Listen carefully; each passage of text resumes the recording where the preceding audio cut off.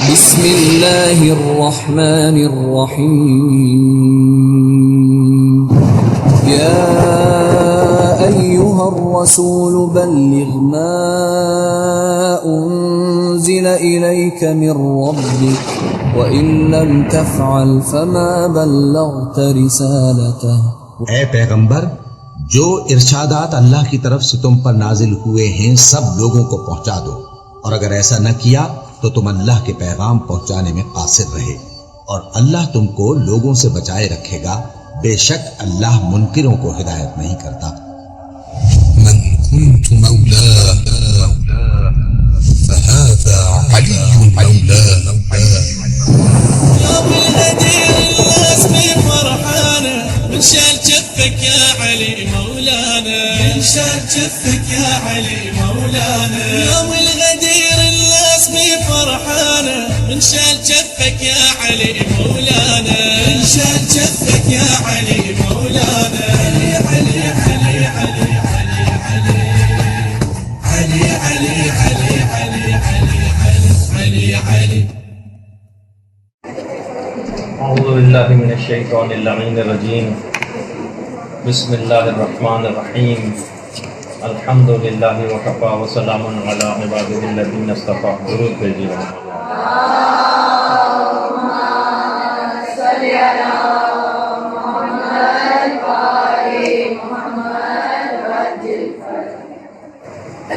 سب سے پہلے تو ہم پروردگار عالم کا لاکھ لاکھ شکر ادا کرتے ہیں کہ اس نے اس عظیم 18 ذی الحجہ کے دن ہم کو یہ سعادت عطا کی کہ ہم سب لوگ جمع ہو کر اس دن کے متعلق گفتگو کر سکیں۔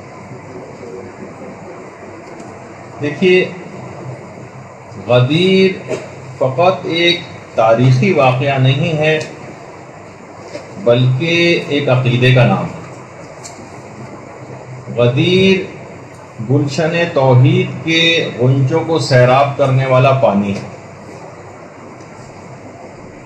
1400 سال سے محبان اہل بیت غدیر کے اس بابرکت پانی کو شجر ولایت کی جڑوں میں چھڑکتے ہیں اور وہاں سے عقائد حقہ کے ہرے بھرے پودوں اور محبت اہل بیت کے خوبصورت پھولوں کو پروان چڑھاتے ہیں، اور امیر المومنین علیہ الصلوۃ والسلام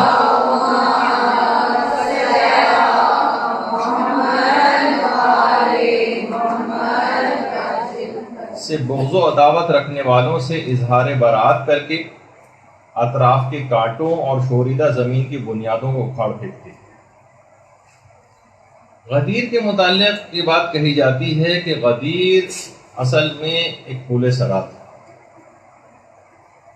جس پر مومن تو آسانی کے ساتھ گزر جائے گا، لیکن ہر منافق اور ہر دشمن اہل بیت کٹ کر نیچے گر جائے گا۔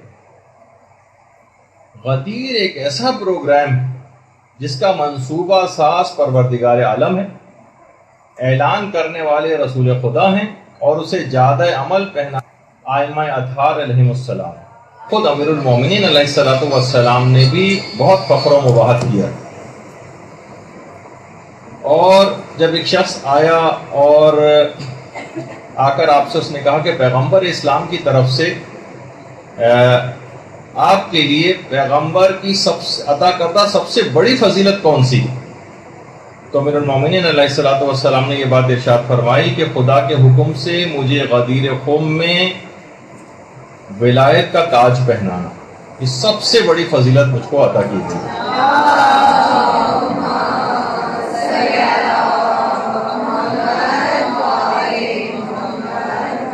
باقاعدہ کتاب سلیم ابن قیس الہلالی، ان کی اس کتاب کے اندر بھی حدیث نمبر 60 کے ذیل میں یہ روایت جو ہے بیان کی گئی، اور کتاب سلیم ابن قیس الہلالی کا اردو ترجمہ بھی اسرار آل محمد کے نام سے ہو چکا۔ اچھا، خود آپ لوگوں کے لیے انتہائی فضیلت کا باعث ہے آج کا دن، ہم آپ سب لوگوں کے لیے۔ وہ کیا ہے کہ امام رضا علیہ الصلوۃ والسلام ارشاد فرماتے ہیں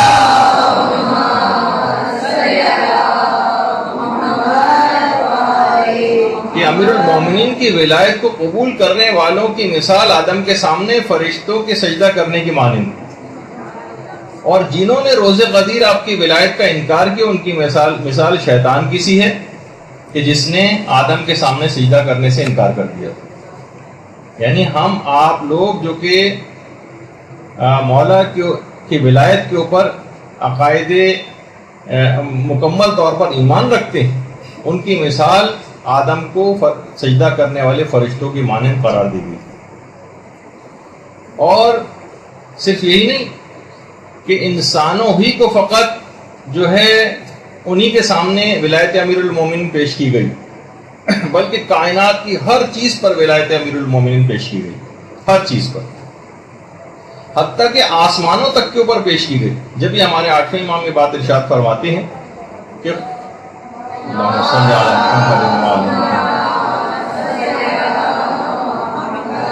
خدا نے آسمان والوں پر غدیر کے دن جب ولایت پیش کی تو 7ویں آسمان نے سبقت کی، 7ویں آسمان تو پروردگار نے اسے اپنے فرش کے لیے مزین فرما دیا۔ اس کے بعد 4تھے آسمان نے سبقت کی، یعنی آگے بڑھ کر ولایت علی کو قبول کیا تو پروردگار نے اس کو بیت معمور سے مزین فرما دیا۔ اس کے بعد پہلے آسمان نے سبقت کی تو پروردگار نے اسے ستاروں سے مزین فرمایا۔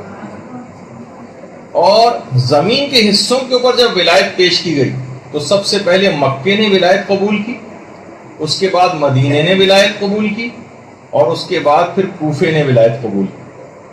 اور جب جمادات وغیرہ کے اوپر ولایت پیش کی گئی تو سب سے پہلے جن پتھروں نے ولایت کو قبول کیا اس میں عقیق تھا، فیروزہ تھا، اور اس کے بعد پھر یاقوت تھا۔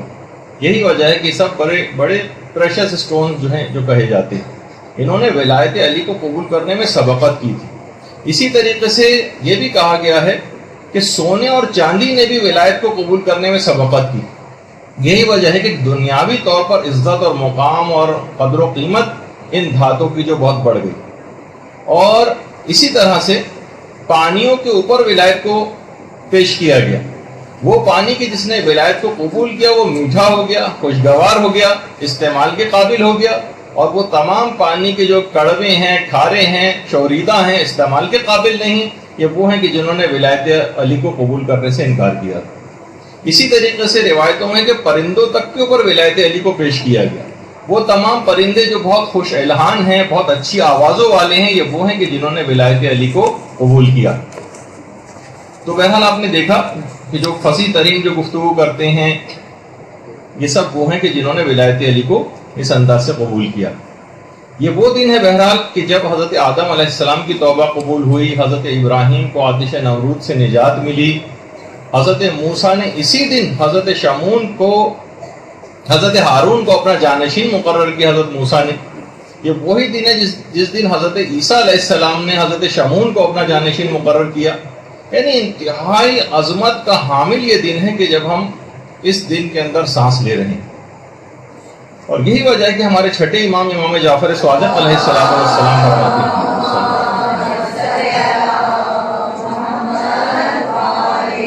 امام فرماتے ہیں کہ شاید کوئی یہ گمان کرے کہ خدا نے غدیر سے زیادہ بھی کسی اور دن کو محترم قرار دیا ہے۔ نہیں، خدا کی قسم نہیں، نہیں خدا کی قسم نہیں، نہیں خدا کی قسم نہیں۔ یہ وہ امام ہے کہ جس کا لقب ہی صادق ہے۔ وہ کہتے ہیں اگر کوئی شخص گمان کرتا ہے تو وہ اپنے گمان میں حق نہیں ہے۔ اس دن سے زیادہ کوئی دن خدا کے نزدیک محترم نہیں۔ اور روایتوں میں یہ بات بھی آئی ہے کہ قیامت کے دن 4 دنوں کو دلہنوں کی طرح سے بارگاہ خداوندی میں پیش کیا جائے گا۔ 4 دنوں کو دیکھیے، قیامت کے دن ہر تمام حقیقتیں ایک زندہ وجود کی مانند موجود ہوں گی، تو ہر چیز وہاں پر زندہ ہو جائے گی۔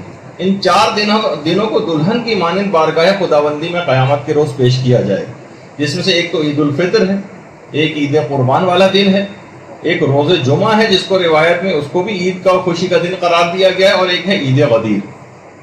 اور ان تمام دنوں میں عید غدیر کی حیثیت ایسی ہے جیسے ستاروں کے جھرمٹ میں چاند ہوا کرتا۔ تو بہرحال اور یہ وہ دن ہے کہ جس کے متعلق یہ بات کہی جاتی ہے کہ قیامت کے دن غدیر کے دن کی بڑی عجیب و غریب شان ہو جائے گی. اور اس دن کو جب یہ دن مجسم کوئی صورت اختیار کر لے گا وہاں، اس دن کو قیامت کے دن پیغمبر اسلام اور امیر المومنین اور تمام ملائکہ اور ان کے ساتھ حضرت سلمان، حضرت ابوذر، مقداد اور حضرت عمار یاسر کی ہمراہی میں اس دن کو جنت میں داخل کیا جائے گا. یہ بہت عظیم دن ہے. یعنی جس وقت پیغمبر اسلام اور امیر المومنین اور ملائکہ اور یہ اہم ترین اصحاب یہ جنت میں داخل ہو رہے ہوں گے، تو اس دن کو اپنے ساتھ لے کر جنت میں داخل ہوں گے. اور یہ وہ دن ہے کہ جس دن امام حسن مجتبیٰ علیہ الصلوۃ والسلام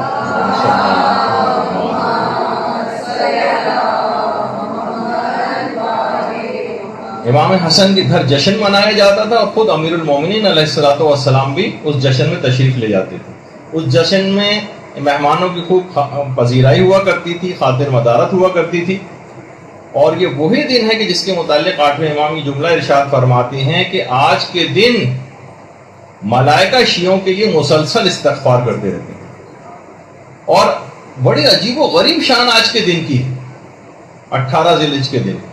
روایات میں ملتا ہے کہ جنت کے جو پرندے ہیں وہ جنت کی نہروں میں خود کو ڈبوتے ہیں آج کے دن، اور پھر اس کے بعد مشک و عنبر پر لوٹتے ہیں، اور اس کے بعد ملائکہ کے اوپر مشک و عنبر کو چھڑکتے ہیں.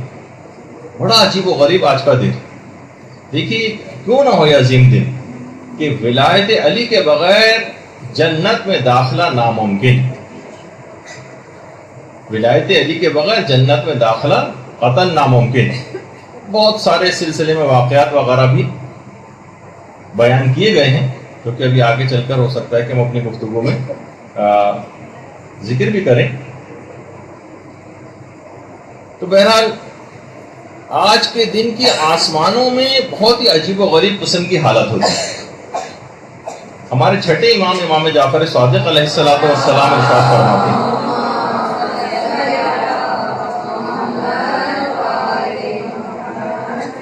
کہ غدیر کے دن کو آسمانوں میں عہد معہود کے نام سے یاد کیا جاتا ہے. اور یہ بھی چھٹے امام جملہ ارشاد فرماتے ہیں کہ عید غدیر زمین والوں سے زیادہ آسمان والوں میں مشہور. زمین سے زیادہ آسمان والوں میں. جیسے کہ ابھی میں نے اس سے پہلے ذکر کیا کہ ولایت علی کے بغیر کیونکہ جنت میں داخلہ ناممکن. ایک عالم گزرے ہیں ہمارے، بہت تبلیغ کے لیے مختلف گاؤں دیہات وغیرہ جایا کرتے تھے. وہ کہنے لگے جب ایک دفعہ میں ایک گاؤں میں گیا تو وہاں میں نے دیکھا کہ بہت ہی شاندار ایک بزرگ تھے، لیکن وہ مذہب حقہ پر نہیں تھے، اور ولایت علی کو انہوں نے قبول نہیں کیا تھا. تو کہنے لگے کہ میں بہت دن وہاں پر اس گاؤں کے اندر مہمان رہا، لیکن میں ان کو مذہب حق قبول کرنے کے لیے قائل نہیں کیا. میں اپنے گاؤں واپس آ گیا، لیکن اتنی نورانی ان کی شخصیت تھی، میں بڑا افسوس کرتا رہا کہ کم سے کم ان کی اتنی بوڑھے اور بزرگ ہو گئے ہیں، مجھے کم سے کم پیغام حق ان تک پہنچا دینا چاہیے تھا. کہہ رہے ہیں کہ بہرحال مجھے بڑا افسوس ہوا، مجھ سے رہا نہیں گیا. میں اپنے شہر سے دوبارہ اسی گاؤں میں واپس گیا کہ نہیں، مجھے پیغام حق کو ان کو پہنچانا. اتنی نورانی شخصیت ہے ان کی کہ اگر یہ ولایت علی قبول کر کے یہ بغیر دنیا سے چلے گئے تو بڑا نقصان ہوگا. کہہ رہے میں جب ان کے گاؤں میں پہنچا تو دیکھا کہ اور سنا جا کر لوگوں سے پتہ چلا وہ بزرگ انتقال کر گئے. مجھے بڑا افسوس ہوا. میں نے ان کے بیٹوں سے کہا کہ کم سے کم مجھے ان کی قبر پر ہی جا کر پہنچا دیں. بیٹے مجھے ان کی قبر پر لے گئے. وہاں میں نے فاتحہ خوانی وغیرہ کی، لیکن بہت ہی افسوس سے ہاتھ ملتا ہوا جب گھر واپس آیا اور رات کو آ کر سویا تو میں نے خواب میں دیکھا کہ ایک بڑی عجیب و غریب سی جگہ ہے، اور وہاں کچھ مسند بچھی ہوئی جس پہ وہی بزرگ کچھ نورانی شخصیات کے ساتھ بیٹھے ہوئے. اور ان کے بالکل پیچھے ایک شیشے کی ایک دیوار ہے، اور اس دیوار کے بالکل پیچھے ایک اتنا زبردست اور حسین منظر ہے جس طرح سے جنت ہوا کرتی. یہ جنت کا کانسیپٹ دماغ میں آتا ہے. ان بزرگ نے مجھے دیکھا اور مجھے اپنے پاس بلایا اور کہا کہ آپ کی جو پریشانی میرے متعلق تھی وہ بالکل وجہ تھی، لیکن میرے دل میں محبت اہل بیت پائی جاتی تھی. تو یہاں پر قبر میں میرے لیے اس بات کا، یہ جو اطراف میں آپ کو بیٹھے ہوئے نظر آ رہے ہیں یہ ملائکہ ہیں جو مجھے ولایت علی کی تعلیم دے رہے ہیں، اور جب میں اس ولایت علی کی تعلیم کو مکمل کر لوں گا تو شیشے کے پیچھے جو جنت نظر آ رہی ہے میں اس میں چلا جاؤں گا.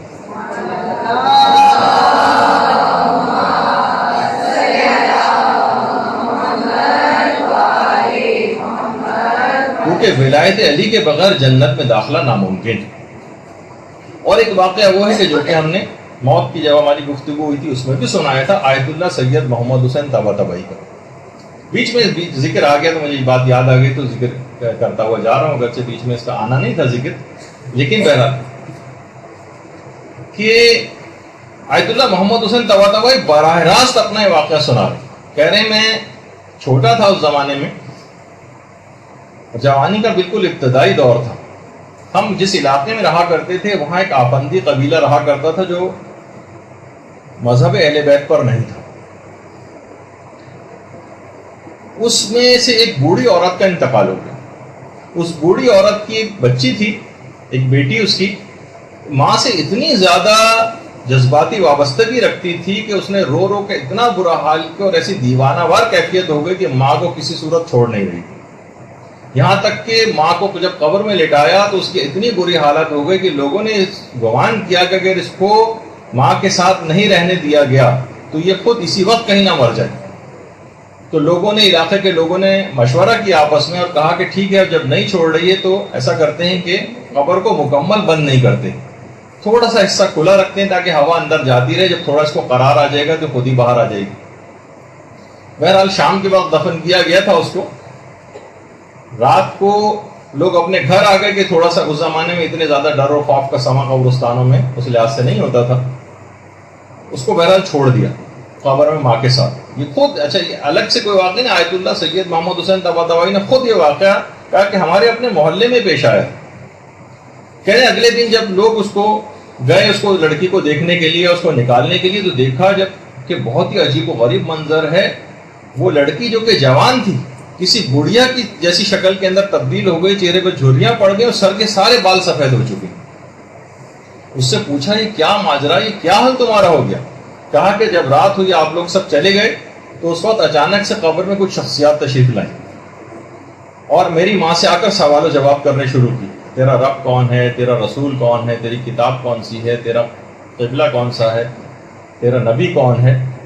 یہاں تک کہ جب اس عورت سے یہ پوچھا ان شخصیات نے کہ تیرا امام کون ہے، تو وہ عورت خاموش ہو گئی، کیونکہ مذہب اہل بیت پر نہیں تھی، ولایت علی کو نہیں مانتی تھی.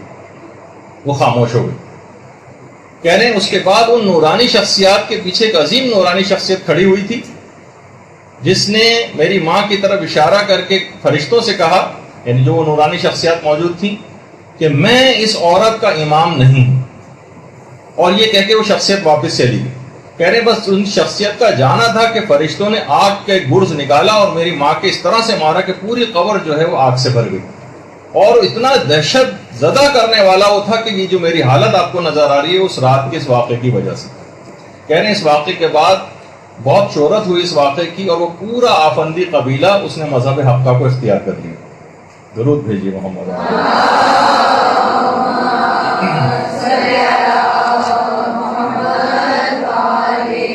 تو اس اعلان ولایت کو قبول کیے بغیر جنت میں داخلہ ناممکن ہے اور عذابوں کا سلسلہ قبر ہی کے ساتھ شروع ہو جاتا ہے جو امیر المومنین کی ولایت کا دل سے اقرار نہیں کرے. تو ابھی ہم جو گفتگو کر رہے تھے کہ غدیر کے دن کی آسمانوں میں بڑی شہرت، اور یہ بھی ہمارے 8ویں امام یہ جملہ ارشاد فرماتے ہیں کہ غدیر کا وہ دن ہے کہ جس دن خدا جبریل امین کو بیت معمور کے سامنے اپنی کرامت کی تختی نصب کرنے کا حکم دیتا. جبریل امین کو بیت معمور کے سامنے اپنی کرامت کی تختی لگانے کا حکم دیتا ہے. پھر جبرائیل اس کے پاس جاتے ہیں اور تمام آسمانوں کے ملائکہ وہاں آ کر جمع ہو جاتے ہیں اور پیغمبر اسلام اور امیر المومنین کی مدح و ثنا شروع کرتے ہیں اور ائمہ اطہار کے شیعوں اور ان کے دوستوں کے لیے استغفار کرتے ہیں. باقاعدہ عوالم العلوم میں شیخ عبداللہ بحرانی نے اس روایت کو نقل کیا کہ امیر المومنین اور ائمہ اطہار کے شیعوں اور ان کے دوستوں کے لیے استغفار کرتے ہیں. اور روایات میں یہ بات بھی آئی ہے کہ عید غدیر کے دن ملائکہ شہزادی فاطمہ الزہرا سلام اللہ علیہا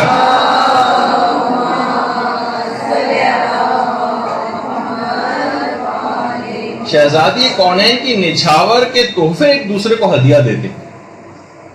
اور نچھاور درخت طوبہ کے وہ پھل ہیں کہ جو شہزادی کی امیر المومنین کے ساتھ شادی کے موقع پر اس شب میں خدا کے حکم سے اس وقت آسمانوں سے پھینکے گئے اور ملائکہ نے انہیں یادگار اور تبرک کے طور پر اٹھا لیا. بحر الانوار کی 43ویں جلد میں اس شہزادی کی شادی کے موقع پر اسے نچھاور کا تفصیل کے ساتھ تذکرہ. اور موت کی جب گفتگو جب عالم آخرت اور جنت کے قریب جب اور میدان قیامت کی گفتگو ہوئی تھی اس میں بھی ہم نے درخت طوبہ کی تفصیل بتاتے ہوئے اس کا تذکرہ کیا تھا. تو بہرحال اچھا اس کے بعد جب غدیر کا دن اختتام پذیر ہوتا ہے جیسے کہ اب سے چند گھنٹے بعد اختتام ہو جائے گا تو ایک ندا آتی ہے فرشتوں کو کہ اپنے اپنے درجات اور مراتب میں واپس لوٹ جاؤ. اور لوگوں کے لیے بھی یہ بات ہوتی ہے کہ تم رسول خدا اور امیر المومنین کے اس احترام کی وجہ سے اگلے سال آج کے دن تک ہر لغزش اور ہر خطرے سے امان میں رہو. بحر الانوار کی جلد نمبر 37 کے اندر پوری ان روایات کا تذکرہ. اور یہ وہ دن ہے کہ جس دن کے متعلق ہزاروں کتابیں لکھی جا چکی ہیں, ہزاروں آرٹیکل اس دن کے متعلق لکھے جا چکے ہیں, خاص طور پر وہ علماء کہ جن کا غدیر کے سلسلے میں بہت ہی ایکسیپشنل کام, بڑا تخصصی کام ہے. اس میں خود علامہ مجلسی شامل ہیں. اس کے علاوہ علامہ میر حامد حسین لکھنوی ہندی جو انڈیا کے بہت ہی مشہور بڑے شیعہ عالم دین تھے, ان کا کام بہت زیادہ ہے, ناقابل فراموش ہے. اور اسی طرح سے سب سے نمایاں اور بہترین کام علامہ عبد الحسین الامینی کا ہے کہ جنہوں نے الغدیر کے نام سے کتنی معرکۃ الآراء کتاب لکھی. ان کا واقعتاً ان علماء کا کام ناقابل فراموش. تو بہرحال دیکھیے کہ واقع غدیر جو ہے یہ ایک عظیم تاریخی واقعہ ہے جو کہ 18 ذی الحجہ کے دن 10 ہجری کو اور 21 مارچ کے دن اور جمعرات کا وہ روز تھا کہ جب یہ واقعہ پیش آیا اور مقام غدیر خم میں یہ واقعہ پیش آیا. مقام غدیر خم دیکھیے غدیر کے متعلق علماء یہ فرماتے ہیں کہ بعض علماء کا یہ بھی نظریہ ہے کہ غدیر اصل میں ایک چشمے کا نام تھا. اور اب معلوم نہیں کچھ عرصے پہلے تک یعنی یہاں پر ایک پانی کا چشمہ سا جمع ہو جاتا ہے, چشمہ سا نکلتا بھی ہے اور مختلف علاقوں سے یا بارش وغیرہ کا پانی اس کے اندر آ کر جمع ہو جاتا ہے. تو غدیر ایک چشمے کا نام تھا. اور خم جو ہے وہ اس ریت کو کہتے ہیں جس پر لہریں پڑی ہوئی. خم وہ ریت جو کہ لہروں والی ریت ہوتی اور اسی کے کنارے کی چشمہ واقع تھی. اچھا غدیر کے لغوی معنی بھی ایسے گڑھے کے جس میں بارش اور سیلاب وغیرہ کا پانی ایک مدت تک جمع رہے. باقاعدہ علامہ زمخشری نے بھی اس بات کو لکھا ہے. اور ایک اور بات بھی کہی ہے کہ اس زمانے میں غدیر ایک رنگریز کا نام تھا. تو مختلف قسم کے سلسلے میں باتیں. بہرحال جو مقام غدیر ہے یہ مکے سے تقریباً 200 کلومیٹر دور ہے, 200 کلومیٹر. اور جو میقات احرام ہے, جو احرام پہننے کا ایک میقات ہے, جو لوگ یہاں سے جدہ جاتے ہیں ان کو جوفہ جانا پڑتا. یہ غدیر خم جہاں آپ کو گول دائرے کے اندر جو جگہ مینشن ہو رہی ہے اس کے اندر, اس کے برابر میں آپ ایک جگہ دیکھ رہے ہیں جو جس پہ لکھا ہوا ہے جوفہ. یہاں پر جدہ جانے والے یہاں پر جا کر احرام باندھتے ہیں. اور یہ جوفہ میدان غدیر سے تقریباً 2 میل کے فاصلے پر. اچھا جوفہ کے معنی اصل میں کوچ کرنے کے معنوں میں. ایک زمانے میں جب سیلاب یہاں پر آیا تھا تو یہاں سیلاب کی وجہ سے اس علاقے کے لوگوں کو کوچ کر کے کہیں اور جانا پڑ گیا تھا, اس وجہ سے بھی اس کا نام جوفہ پڑ گیا. اور یہ جو واقع غدیر یہاں پر پیش آیا تھا, اس واقعے کی یادگار میں ایک مسجد بھی یہاں پر بنائی گئی تھی جو کہ مسجد غدیر کے نام سے تھی۔ اچھا، اس کے بعد پھر اس مسجد کو خلافت ثانیہ کے دور میں منہدم کر دیا گیا، ختم کر دیا گیا تھا اس مسجد کی یادگار کو، لیکن بعد میں امیر المومنین کی خلافت کے زمانے میں اس مسجد غدیر کو دوبارہ تعمیر کیا گیا تھا، اور اس کے بعد حاکم شام کا جب اپنا دور آیا تو اس نے 200 افراد کو بھیج کر اس پیغمبر اسلام کی اس یادگار کو شہید کروا دیا، اور یہ مسجد جو ہے وہ پھر زمین بوس ہو گئی، اور آج سے تقریباً 100 سال پہلے تک مسجد غدیر کے مقام پر قائم تھی، موجود تھی، اور لوگوں نے اس کو پھر دوبارہ سے تعمیر کر لیا تھا، مگر وہابیوں کے دوبارہ سے وہاں قابض ہونے کے نتیجے میں اور ان کی تمام کو آثار کو مٹانے کے عقیدے، نظریے اور دشمنی اہل بیت کی وجہ سے اس مسجد کو پھر منہدم کر دیا گیا، اور وہاں اس مسجد کے اب کوئی آثار باقی نہیں۔ اور آج کل بھی اگر کوئی حاجی حضرات وہاں پر جاتے بھی ہیں تو میدان غدیر اور اس طرف جانا وہ ایک ممنوع زیارت ہے، اور وہاں کسی کو جانے کی قانوناً اجازت نہیں۔ اچھا، ایک بات اس میں اور بتا دی جائے کہ اعلان غدیر کوئی ایک عام حکم نہیں تھا، لیکن اس سے پہلے جتنے بھی احکامات ہوتے تھے وہ پیغمبر اسلام یا تو اپنے گھر میں وہ تمام احکامات دیتے تھے، یا پھر مسجد نبوی میں پیغمبر وہ تمام احکامات دیا کرتے تھے، یا تو مسجد نبوی میں احکامات ہوتے تھے یا گھر میں پیغمبر سارے احکامات دیتے تھے، اور پھر تمام افراد کو ان احکامات کی اطلاع دی جاتی تھی۔ لیکن یہ عجیب شان کا حامل اعلان تھا جس کے لیے کتنی دور دراز کی جگہ منتخب کی گئی، اور یہی وجہ ہے کہ ہمارے پانچویں امام محمد باقر علیہ السلام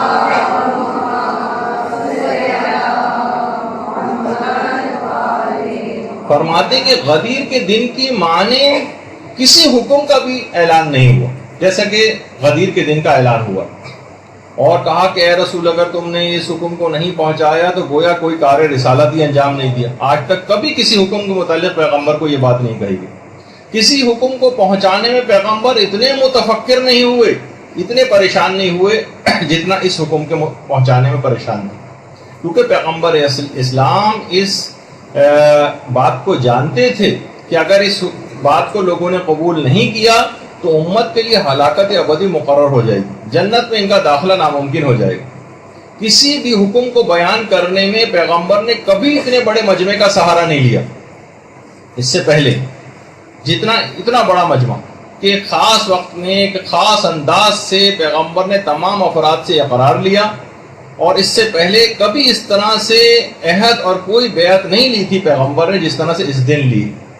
کسی حکم کے بعد یہ نہیں آیا کہ آج ہم نے دین کو مکمل کر دیا ہے، آج اپنی نعمت کو تمام کر دیا، سوائے اس دن۔ یہی وجہ ہے کہ امیر المومنین بھی اور شہزادی فاطمہ الزہرا سلام اللہ علیہا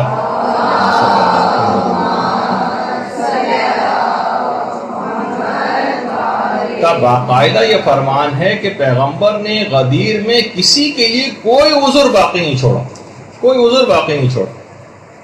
باقاعدہ بہار الانوار کی 28ویں جلد میں یہ دونوں معصومین کا فرمان۔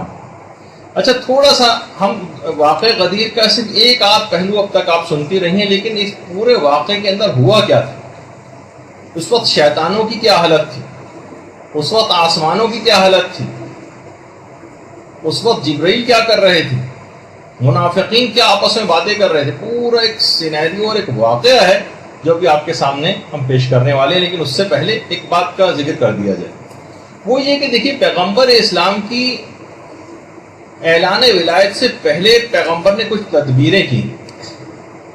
ایک تو پیغمبر نے مولا کے اوپر بچپن ہی سے ورکنگ شروع کر دی تھی۔ بنو ہاشم کا باقاعدہ بائیکاٹ کیا گیا تھا قریش کی طرف سے، اور سخت مالی مشکلات کا شکار تھے بنو ہاشم۔ حضرت ابو طالب علیہ السلام کثیر الاولاد تھے،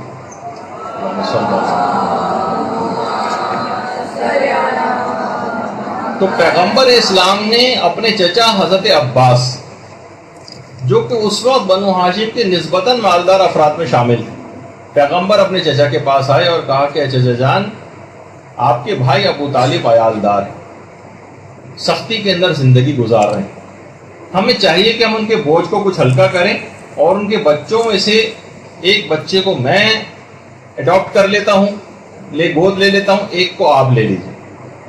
اور ان کی کفالت ہم کرتے ہیں تاکہ ابو طالب کے اوپر سے، ہمارے چچا کے اوپر سے خرچہ کچھ کم ہو جائے۔ دیکھیے اتنا عظیم ثواب ہے یہ ویسے بھی کہ اکثر وہ آپ کے سر وسیم عام جو ایک حدیث سناتے رہتے ہیں آپ کو کہ فرشتے اگر زمین پہ آتے تو وہ کون سی عبادتیں انجام دیتے، تو 3-4 باتیں، جس کے اندر سے ایک بات یہ بھی تھی کہ فرشتوں کی حسرت یہ ہے کہ اگر وہ زمین پہ آتے تو عیالدار شخص کی مدد کرتے، یعنی واقعی جو کثیر العیال ہو، عیالدار ہو، سختی میں زندگی گزارتا ہو، اس کی مدد کرنا انتہا سے زیادہ فضیلت کا حامل کہ فرشتے تمنا کرتے ہیں اس بات میں۔ اچھا دیکھیے اس میں ہمارے لیے بھی ایک پیغام ہے اس بات میں کہ بہرحال اگر بہت سے لوگ ذرا مالدار یا بہتر صورتحال میں ہوتے ہیں تو ضروری نہیں کہ کسی اور کے بچے کو آپ اٹھا کے اپنے گھر لیں۔ مثلا آپ یہ کہہ سکتے ہیں بھائی آپ کے اس بچے کا خرچہ میں اٹھاؤں گا، اس کی اسکولنگ کا خرچہ، اس کی دواؤں کا خرچہ، اس کے کپڑوں کا خرچہ، اس طرح سے بھی اب وہ اپنے ماں باپ کے گھر ہی چاہے کیوں نہ رہے۔ بہت سے لوگ اڈاپٹ کرنے کے معنی یہ سمجھتے ہیں پورے بچے کو ہم اٹھا کے اپنے گھر لے آئیں تو ایک عجیب سی کیفیت میں ہو جاتی ہے۔ نہیں، آپ جو ذرا سے بھی مالدار ہیں وہ اس طرح کی بات بھی کر سکتے ہیں۔ تو بہرحال حضرت عباس نے اس بات کو قبول کر لیا اور پیغمبر اسلام اور حضرت عباس دونوں مل کر پیغمبر اسلام کے پاس آئے، اب حضرت ابو طالب کے پاس آئے اور کہا کہ یہ تمام باتیں ان کے سامنے بھی رکھی۔ اچھا اب دیکھیے اس میں بہت سی غیر ضروری شرم و حیا کا بھی لوگوں میں ناک کٹ جائے گی اور فلاں یا اس طرح کی باتیں، تو یہ خود ساختہ قسم کی باتیں، اگر کوئی شخص واقعی دیکھے اور اس طرح سے کوئی پیشکش کرے تو اسے قبول بھی کرنا چاہیے۔ تو حضرت ابو طالب نے کہا کہ ٹھیک ہے، عقیل کو میرے پاس رہنے دو، باقی جس کا بھی چاہو انتخاب کر لو۔ اب پیغمبر اسلام نے اس وقت حضرت امیر المومنین علیہ الصلوۃ والسلام کا انتخاب کیا،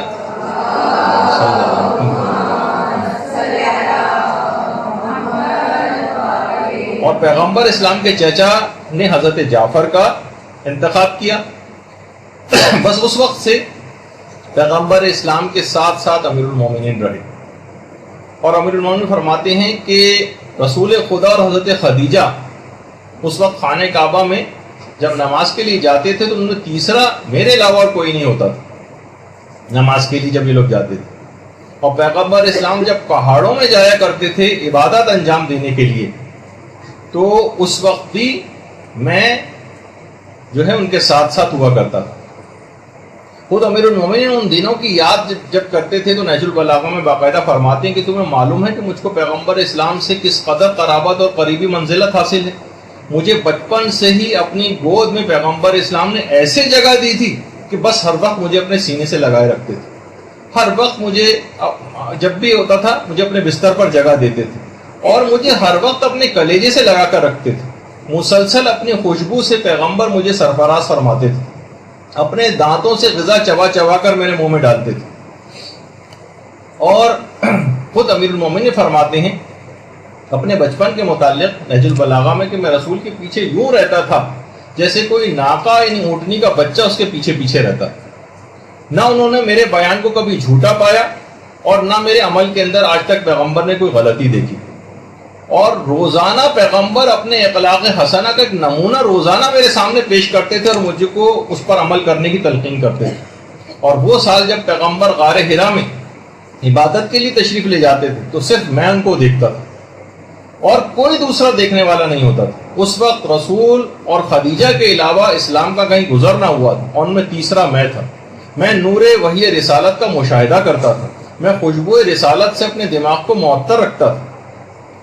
اور پھر جب ہجرت ہوئی ہے تو پیغمبر نے بستر پر سونے کے لیے بھی امیر المومنین کا انتخاب کیا، اپنی عزیز ترین بیٹی کی شادی سب کے رشتے ریجیکٹ کر کے مولا سے کی، اور جب شادی بھی ہوئی ہے تو شہزادی سے پیغمبر اسلام نے جملہ ارشاد فرمایا تھا کہ میں تمہاری شادی ایک ایسے شخص سے کر رہا ہوں جو اسلام میں سب سے بہترین ہے، علم میں سب سے زیادہ ہے اور حلم میں سب سے عظیم، اور اکثر جنگوں میں پیغمبر اسلام علم امیر المومنین کے ہاتھ میں دیتے تھے، اور ایسے امتیازات امیر المومنین کو حاصل تھے کہ کوئی دوسرا اس میں شریک نہیں تھا۔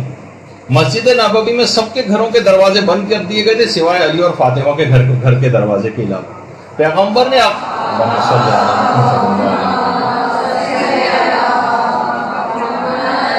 پیغمبر اسلام نے عقد اخوت جو ہے اپنا بھائی جو بنائے تو امیر المومنین کو بنایا، اور نہ جانے کتنے فضائل کا ایک انبار ہے۔ واضح ترین بات تھی کہ اتنے فضائل کا حامل ہی پیغمبر اسلام کا صحیح طور پر جانشین ہو سکتا ہے. یہ تمام مختلف مراحل پر پیغمبر اسلام یہ جملے ارشاد فرما کر ایسی تدبیریں کر رہے تھے کہ لوگوں کو واضح طور پر پتہ چل جائے کہ ہر موقع پر امیر المومنین کو اولیت دینا، ہر موقع پر ان کو آگے کا رکھنا، ہر موقع پر ان کے فضائل کو بیان کرنا، کہ کسی رشتہ داری کی بیس پہ میں یہ سب باتیں نہیں کر رہا ہوں، بلکہ حکم خداوندی کی بیس پر کر رہا ہوں، اور میرٹ کی بیس پر صحیح معنوں میں اگر کوئی جانشین ہو سکتا ہے پوری کائنات کے اندر جو سب سے افضل ترین شخصیت ہے پیغمبر اسلام کے بعد، تو وہ امیر المومنین ہی کی ذات گرامی ہے. مختلف پیغمبر مختلف طریقوں سے یہ تدبیریں کر کے لوگوں کو یہ باتیں سمجھاتے رہے. اچھا، اب یہ جو واقعہ غدیر تھا، اب اس کے اندر کچھ پیغامات بھی آئیں گے، لیکن یہ ہوا کیسے تھا یہ واقعہ؟ تو دیکھیے اس کی باقاعدہ پلاننگ پیغمبر اسلام نے کس طرح سے کی تھی. ہجرت کے بعد جب پیغمبر اسلام مکے سے مدینہ ہجرت کر گئے تو اس کے بعد پیغمبر 3 دفعہ صرف مکے آئے. ایک تو سن 8 ہجری میں جب صلح حدیبیہ ہوئی تھی، اس وقت پیغمبر اسلام نے مکے کی طرف کا سفر اختیار کیا تھا، مشرکین سے معاہدہ کیا تھا اور واپس چلے گئے تھے. دوسری، یہ تو 8 ہجری کی بات تھی. پھر دوسرا 9 ہجری میں فتح مکہ جب ہوئی تھی تو پیغمبر فتح مکہ کے موقع پر یہاں پر آئے تھے، عمرہ ادا کیا تھا اور پھر مدینہ واپس تشریف لے گئے. اور تیسرا واقعہ وہ سن 10 ہجری میں پیغمبر اسلام کا آخری حج، اس کے لیے پیغمبر اسلام یہاں پر تشریف لائے اور رسمی طور پر پیغمبر نے اعلان کر دیا تھا پہلے ہی سے کہ جتنے زیادہ سے زیادہ لوگ میرے ساتھ حج پر چلنا چاہیں چلیں، اور ایسے اشارے دے دیے تھے کہ یہ میرا آخری حج. ہر جگہ پیغمبر نے باقاعدہ رسمی طور پر بھی اعلانات کروائے اور ایسی پلاننگ کی کہ اطراف مدینہ کے اندر بھی باقاعدہ منادی بھیجے گئے کہ میں آخری حج کے لیے جا رہا ہوں اپنی، جس کو بھی ساتھ چلنا چاہے چلے. اچھا، مدینے سے جب مکے کی طرف پیغمبر نے سفر شروع کیا تو سفر میں بھی مختلف علاقوں اور محلوں کے اندر اور مختلف شہروں تک یہ پیغام پہنچ چکا تھا اور لوگ اپنے اپنے گھروں سے حج کے لیے نکل پڑے تھے. اچھا، مکے کے اطراف سے بھی لوگوں نے چلنا شروع کیا، یمن کی طرف سے اور دیگر شہروں سے بھی لوگ جو ہے چلنے لگے اور سفر حج کو اختیار کیا. تقریباً 1,20,000 سے زائد افراد جو ہیں وہ حج کے لیے آئے. 70 افراد تو پیغمبر اسلام کے ساتھ مدینہ سے ساتھ چلے تھے، باقی اطراف سے چلنا شروع ہوئے، یہاں تک کہ مدینے سے مکے تک کا تمام علاقہ گویا لبیک کی فضاؤں سے اس وقت گونج رہا. پیغمبر اسلام نے ہفتے کے دن 25 ذی-القعدہ کو غسل کیا اور اس کے بعد احرام کے 2 کپڑے لے کر مدینے سے باہر آئے.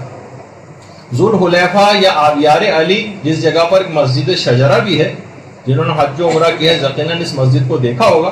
پیغمبر اسلام اس جگہ پر تشریف لائے اور پیغمبر اسلام کے ساتھ اس وقت حضرت فاطمہ الزہرا سلام اللہ علیہا،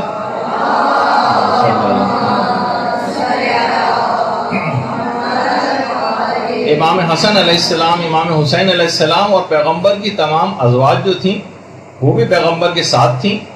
سب کے سب اونٹوں پر سوار تھے، کجاووں پر سوار تھے، محملوں پر سوار تھے. یہاں پر ایک بات روک کے عرض کر دوں کہ بہت سے افراد آج کل یہ بات بھی سننے کو آتی ہے کہ ان لوگوں نے بلا وجہ حج کا اتنا شور لگایا ہوا، خاص طور پر خواتین کے لیے. شہزادی کونین نے کون سا حج کیا؟ تو ان کے لیے تفصیلی جواب تو بعد میں ہے. پہلے تو یہ کہ پیغمبر کا جو آخری حج ہے جس میں اعلان غدیر ہوا، اس میں شہزادی ساتھ تھی پیغمبر کی. تو یہ جو احمقانہ قسم کی جو باتیں کی جاتی ہیں، تو بہرحال تو پیغمبر نے مسجد شجرہ سے احرام باندھا اور مکے کی طرف چلنا شروع ہوئی. مختلف منزلوں پر رکے، بعض افراد کے پاس سواریاں بھی نہیں تھیں اور لوگوں نے بہت شکایت کی. جو مدینے سے مکے کی طرف جا چکے ان کو پتہ ہے کتنا لمبا سفر ہے، کیسی گھاٹیاں تھیں، رستے بھی بنے ہوئے نہیں تھے، روڈ بنے ہوئے نہیں تھے. یہاں ایئر کنڈیشن بسوں میں لوگ تھک جاتے ہیں، پیدل لوگ تھے، سواریاں نہیں تھیں. پیغمبر کے پاس ہر مشکلات کا اپنے اظہار کیا. پیغمبر نے کہا کہ تم اپنی کمروں کو باندھ لو اور تیز تیز چلو یا پھر دوڑو. لوگوں نے اس پر عمل کیا تو پیغمبر کے اس فرمان کے نتیجے میں کافی ان کو سکون ملا. اور پھر جمعرات کے روز پیغمبر سفر کرتے کرتے مکے اور مدینے کے درمیان ایک علاقہ ہے ابوا کا، جہاں پیغمبر اسلام کی اپنی والدہ گرامی کی قبر ہے، حضرت آمنہ علیہ السلام. درود بھیجیے محمد.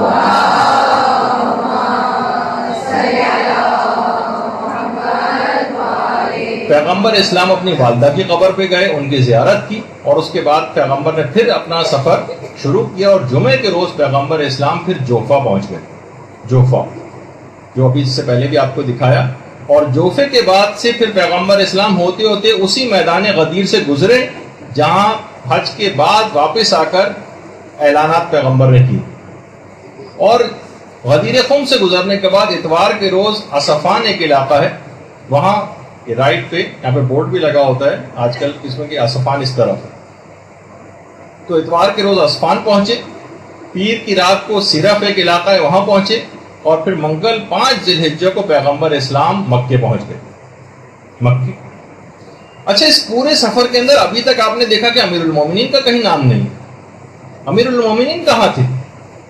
پیغمبر اسلام نے مدینے سے اپنے سفر کے آغاز میں امیر المومنین کو نجران ایک لشکر دے کر بھیجا تھا، اور اس کے بعد کہا تھا نجران سے فارغ ہونے کے بعد پھر تم یمن چلے جانا، اور یمن اتنا اہم ترین معاملہ کہ ابھی غدیر کا موقع ہے، پیغمبر کو امیر المومنین کو ساتھ رکھنا چاہیے تھا، لیکن یمن کیوں بھیج دیا؟ کس کام کے لیے بھیجا تھا؟ خمس اور زکوٰۃ وصول کرنے کے لیے۔ اتنا اہم ترین یہ حکم ہے کہ غدیر کے اعلان سے پہلے یمن بھیجا تھا پیغمبر نے امیر المومنین کو خمس اور زکوٰۃ وصول کرنے اور اسلام کی تبلیغ کے حوالے سے، اور ساتھ میں خط بھی دیا تھا کہ یمن سے واپس آتے ہوئے تم مکے میں مجھے جوائن کر لینا۔ مولا کے ساتھ اس وقت 12,000 افراد یمن سے مکہ کی سمت میں جب وہ مولا روانہ ہوئے تو 12,000 افراد ان کے ساتھ تھے۔ دونوں کی ملاقات مکے سے کچھ فاصلے پر پیغمبر کی اور امیر المومنین کی دوبارہ ملاقات ہوئی۔ امیر المومنین نے سارا ماجرا ان کو یمن کا سنایا، پیغمبر بہت خوش ہوئے، کہا تم اپنے لشکر کو لے کر ہمارے ساتھ آ کر ملحق ہو جاؤ۔ پھر امیر المومنین اپنے لشکر کو لے کر آئے، اور منگل 5 ذی الحجہ کو پیغمبر اسلام مکے کے اندر امیر المومنین کے ساتھ داخل ہوئے۔ پھر 8 ذی الحجہ سے حج شروع ہوا، اور حج شروع ہوا عرفات، مزدلفہ، اور یہاں تک کہ پیغمبر اسلام پھر مینا کے میدان میں پیغمبر نے خطبہ بھی دی، اور وہاں پر لوگوں کو ہدایات دی کہ اگر میں اس دنیا میں نہ رہوں اور جو ہدایات پر عمل نہیں کرے گا، علی ابن ابی طالب اس خلاف ورزی کرنے کے خلاف اٹھ کھڑے ہوں۔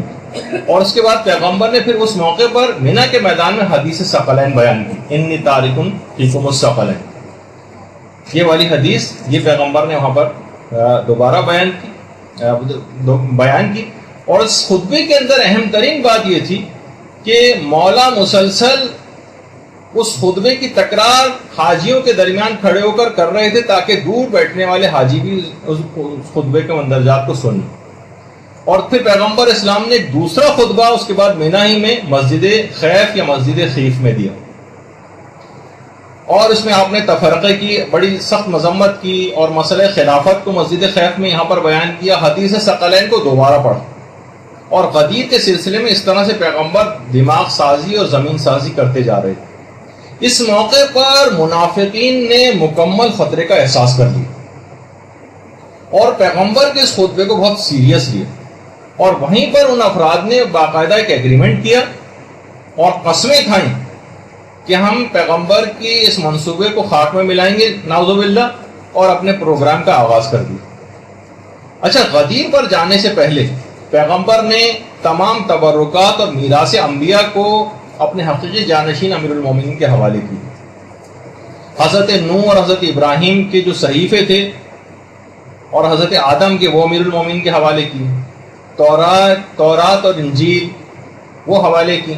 عصائے موسیٰ وہ امیر المومنین کو سپرد کیا۔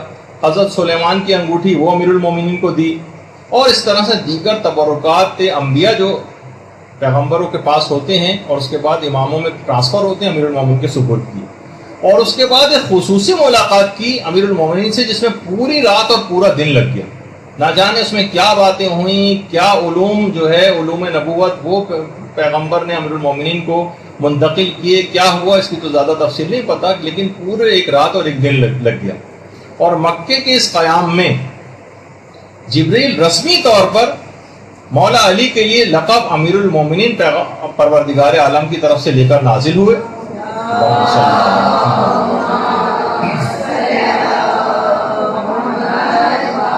پیغمبر اسلام نے باقاعدہ لوگوں کو حکم دیا کہ ایک ایک شخص امیر المومنین کے پاس جائے اور انہیں السلام علیکہ یا امیر المومنین کہہ کر مخاطب کرے۔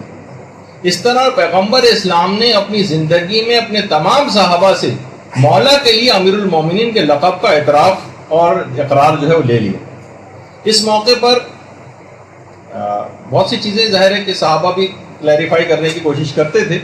حضرت ابوبکر اور حضرت عمر نے پیغمبر سے آگے کہا کہ پیغمبر اسلام کیا یہ حق خدا اور اس کے رسول کی طرف سے یا مثلا آپ کی طرف سے؟ تو اس وقت پیغمبر اسلام نہایت غصے ہوئے اور کہا کہ یہ حق خدا اور اس کے رسول کی طرف سے، اور خدا نے مجھے اس کا حکم دیا۔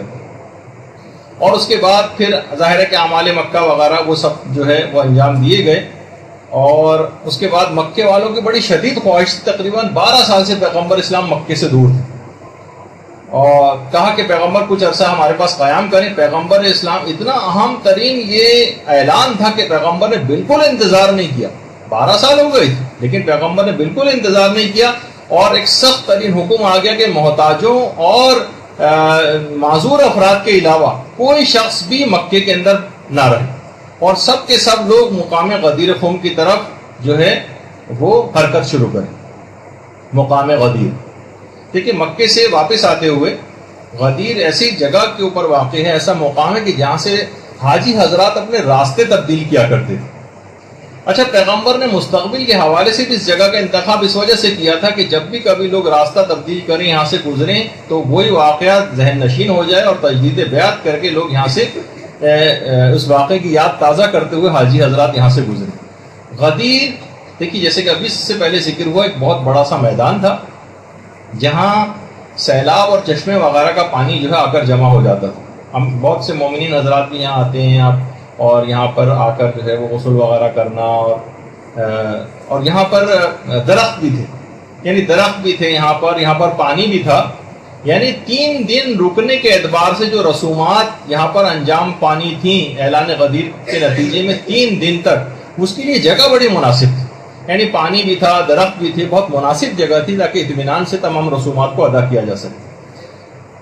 اچھا، یہ جیسے میں نے کہا کہ اہم بات یہ تھی کہ پیغمبر اسلام 12 سال سے مکے سے دور ہیں، باوجود یعنی اگر پیغمبر وہاں قیام کر لیتے، مکے والوں کے بہت سارے مسائل تھے، وہ پوچھ سکتے تھے، ان کی بہت سی باتیں شیئر کرنے کو دل چاہتا تھا مکے والوں کی، پیغمبر کو اپنے حالات سنانے کا کہ پیغمبر کے جانے کے بعد یہاں کیا ہوا، لیکن پیغمبر اسلام نے بالکل ان کی طرف توجہ نہیں کی اور فوراً مکے سے جو ہے کوچ اختیار کیا حج کے بعد، اور سب کو غدیر میں میدان میں جمع ہونے کا حکم دیا۔ 1,20,000 سے زائد صحابہ اس جگہ پر آ کر جمع ہوئے۔ مکے سے تو تقریباً 5,000 افراد تو مکے سے تھے، 12,000 افراد امیر المومنین کے ساتھ یمن سے آئے ہوئے تھے، اور یمن والے تو ان کے لیے غدیر کا مقام تو بالکل آؤٹ آف دی وے تھا۔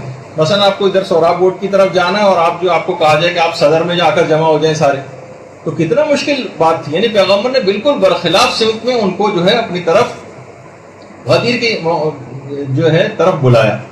اچھا، جب پیر کا روز تھا، ظہر کے وقت کرراء الغمیم کا جو علاقہ تھا جہاں پر جو غدیر خم واقع ہے، اس جگہ پر اس علاقے کا نام یہ تھا۔ اچانک پیغمبر اسلام نے اپنے راستے کو دائیں طرف کر لیا اور غدیر کی طرف کا رخ کر لیا، اور پیغمبر نے باقاعدہ کہا کہ اے لوگوں، خدا کی طرف سے دعوت دینے والے کی دعوت پر لبیک کہو، میں خدا کا ایک پیغام لانے والا ہوں۔ یعنی پیغمبر اسلام نے اشارہ دے دیا کہ کوئی بہت اہم پیغام دینے کا وقت آ گیا، بہت اہم پیغام دینے کا وقت آ گیا۔ منادی نے باقاعدہ ندائیں دینی شروع کی، تمام لوگ ٹھہر جائیں، آگے بڑھ جانے والے پیچھے آ جائیں، پیچھے آنے والے پیچھے جو رہ گئے افراد وہ وہیں پر ٹھہر جائیں، اور تمام معین مقام پر جمع ہونے کا ان کو حکم دیا گیا۔ لیکن پیغمبر کی طرف سے ایک حکم اور آیا کہ قدیم درختوں کی طرف کوئی نہ جائے، اس جگہ کو خالی چھوڑ دیا جائے۔ جو ابھی اس سے پہلے جب میدان غدیر میں آپ نے دیکھا وہاں کھجور کے درخت وغیرہ لگے ہوئے تھے، اس میں چشمے کے کنارے جو درخت لگے ہوئے تھے وہاں جانے سے پیغمبر نے منع کیا۔ سواریاں رک گئیں، لوگ واپس لوٹ آئے جو آگے گئے ہوئے تھے، اور سب غدیر میں اتر کر اپنی اپنی جگہ تلاش کرنے لگے۔ انتہائی شدید گرمی تھی، اتنی شدید گرمی اس وقت ہو رہی تھی کہ خود پیغمبر اسلام نے اپنی عبا کا ایک سرا اپنے سر پر اور دوسرا اپنے پاؤں کے نیچے رکھا ہوا تھا۔ اتنی شدید یعنی گرمی زمین سے جو ہے وہ اس وقت ہو رہی تھی، اور لوگوں نے بھی گرمی کی شدت سے اپنی عبائیں اتار کے اپنے پاؤں پر لپیٹ لی تھی۔ دیکھیے اس وقت اس موقع پر اتنی شدید گرمی میں پیغمبر اتنا اہم ترین اعلان کرنے جا رہے ہیں، اور اس کے بعد پیغمبر اسلام نے مقداد کو، ابو ذر کو اور سلمان کو اور عمار یاسر کو حکم دیا کہ پرانے 5 درخت جو تالاب کے کنارے غدیر کے علاقے میں لگے ہوئے تھے، اس جگہ نیچے ایک ممبر کو تیار کرتے. یہ چاروں صحابہ مقداد، ابو ذر، سلمان اور عمار، انہوں نے وہاں سے اس علاقے سے کانٹوں وغیرہ کو صاف کیا، پتھروں کو جمع کیا، صفائی وغیرہ کام کیا. اس کے بعد پانی کا چھڑکاؤ کیا اس جگہ پر، اور درختوں کی شاخوں سے باقاعدہ سائبان وہ بنایا گیا. 3 دن کے لیے یہاں پر کیونکہ رہنا تھا، 3 دن کے لیے ایک جگہ تیار کی گئی، اور اس شامیانے کے نیچے جو درختوں کی شاخوں وغیرہ سے بنایا گیا تھا، اس کے نیچے پتھروں کو ایک دوسرے پر رکھ کر اور اس پر پالان شتر کے جو ممبر ہے وہ تیار کیا گیا، اور اس کے اوپر ایک کپڑا بھی ڈالا گیا. ویسے تو میں نے کسی کتاب کے اندر تو نہیں پڑھا، البتہ ایک ذاکر یہ بیان کر رہے تھے، ہو سکتا ہے اس کا ریفرنس کسی جگہ ہو، کہ پیغمبر نے پالان شتر یعنی جو اونٹ کے اوپر جو وہ ہوتے ہیں جس پر بیٹھا جاتا ہے پالان، اس کو انہیں ایسے افراد کے اتار کر وہاں پر رکھے تھے کہ جن کے متعلق ایک امکان پایا جاتا تھا کہ یہاں سے فرار اختیار نہ کر لیں، چھوڑ کے نہ چل جائیں اس جگہ. مثلا کہا جاتا ہے نا کہ اگر کسی شخص کو روکنا ہے تو اس کی گاڑی کی چابیاں لے کے اپنے پاس رکھ لی جائیں. تو بہرحال کسی کتاب میں تو نہیں پڑھا، ایک ذاکر نے البتہ پڑھا تھا، ہو سکتا ہے کوئی ریفرنس اس کا ہو. تو اس طرح سے باقاعدہ ایک ممبر بنایا گیا، اور اس کے اوپر ایک چادر یا کوئی کپڑا جو ہے وہ ڈال دیا گیا. اچھا، ممبر کو بالکل مجمع کے درمیان میں بنایا گیا تھا یہاں اس وجہ سے تاکہ ہر شخص پیغمبر اسلام کو دیکھ لے اور ہر شخص پیغمبر اسلام کی تمام گفتگو کو بھی سن لے.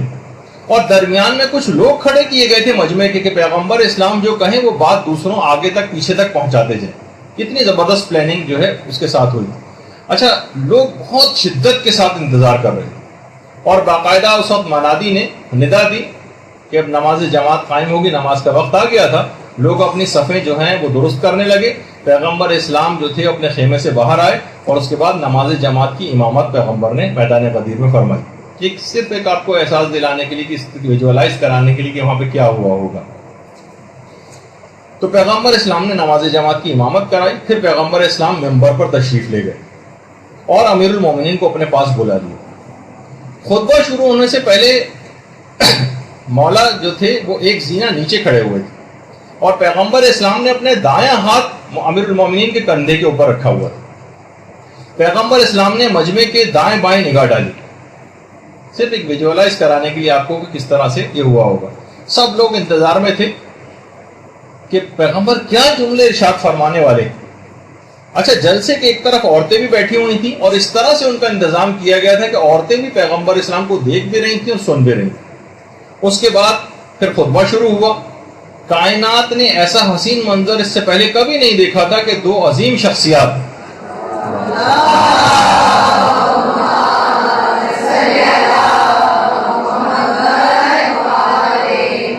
ایک 1,20,000 صحابہ کا مجموعہ بالکل منتظر کہ پیغمبر کیا بات کہنے والے. چشم فلک نے منظر اس سے پہلے کبھی نہیں دیکھا تھا. 1,24,000 انبیاء کی پچھلی 6,000 تاریخ میں کسی نبی کی تقریر کے لیے اتنا بڑا مجمع آج تک کبھی اکٹھا نہیں ہوا تھا کائنات کی تاریخ میں. 1 گھنٹہ تقریباً پیغمبر اسلام کا وہ خطبہ وہاں پر جاری رہا، جس میں سے ہمیں صرف من کن تو مولا وغیرہ کے علاوہ کوئی کسی دوسرے جملے کا علم بھی نہیں. پورا خطبہ پڑھنا چاہیے، ابھی کچھ مندرجات میں اس کے ذکر کروں گا. علماء نے پورے خطبہ غدیر کو 11 حصوں میں تقسیم کیا. ایک حصے میں پروردگار کی حمد و ثنا بیان کی تھی، اور پھر اس کے بعد بیان کیا کہ مجھے امیر المومنین حضرت علی علیہ السلام کے سلسلے میں ایک اہم پیغام تم کو دینا ہے، اور اگر میں نے یہ کام نہیں کیا تو گویا کوئی کار رسالت انجام نہیں دیا، اور میں خدا کے عذاب سے بہت ڈرتا ہوں. اور پھر قیامت تک آنے والے 12 اماموں کی امامت کا باقاعدہ اس خطبے کے اندر پیغمبر اسلام نے اعلان کیا.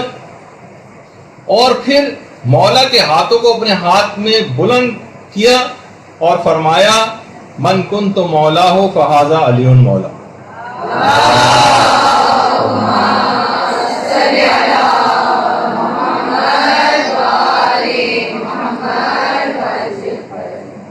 اور یہ بھی کہا کہ پروردگار جس کا میں مولا ہوں اس کا یہ علی مولا ہے. جو اس کو دوست رکھے تو اس کو دوست رکھ، جو اس سے دشمنی کرے تو اس سے دشمنی کر، جو اس کی مدد کرے تو اس کی مدد کر، جو اسے رسوا کرے تو اسے ذلیل و رسوا کر.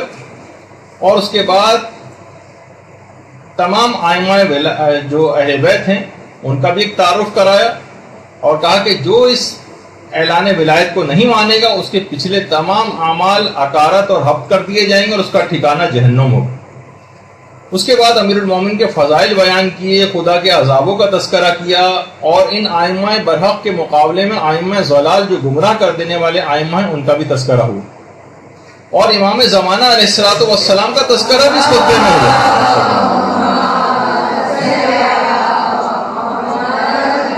اور ان کے اوصاف جو وہ بیان کیے گئے، اور ہاتھوں کو بلند کر کے گویا آنے والی نسلوں تک اس پیغام کو پہنچا دیا کہ کسی کو اس کے بعد پھر کوئی ابہام نہ رہے۔ من کن تو مولا ہو والا، یہ چھوٹا سا جملہ یہ پوری کائنات کو اپنے اندر سموئے ہوئے، اور ہاتھوں کو بلند کر کے پیغمبر اسلام نے اپنے قول کو ایک فعل کی شکل بھی دے دی۔ اب ہو سکتا تھا کہ فردن 1,20,000 صحابہ سے بیعت لینا فردن ممکن نہ ہوتا، بہت سے ہو سکتا ہے کہ حاضر ہی نہ ہوتے اور ادھر ادھر کی باتیں کر کے نکل جاتے، کوئی بہانہ کر دیتے، تو پیغمبر اسلام نے اس کی بھی تدبیر جو ہے وہ کر رکھی تھی، اور کہا کہ ایھا الناس، اتنے کم وقت میں اتنی بڑی تعداد کا بیعت کرنا ممکن نہیں ہے، جو میں کہنے جا رہا ہوں اس کی تکرار کرتے رہو اور کہو کہ ہم نے اس مدعا پر آپ کی بیعت کر لی ہے، اور اس سلسلے میں ہم دل و جان سے اور اپنی زبانوں سے اور اپنے ضمیروں سے اور اپنے ہاتھوں سے ہم نے عہد و پیمان لے لیا ہے کہ جو شخص ہاتھوں سے بیعت کر چکا ہے وہ ہاتھ سے، اور جو ہاتھ سے بیعت نہیں کر سکا ہے وہ زبان سے اس بات کا اقرار کر چکا ہے۔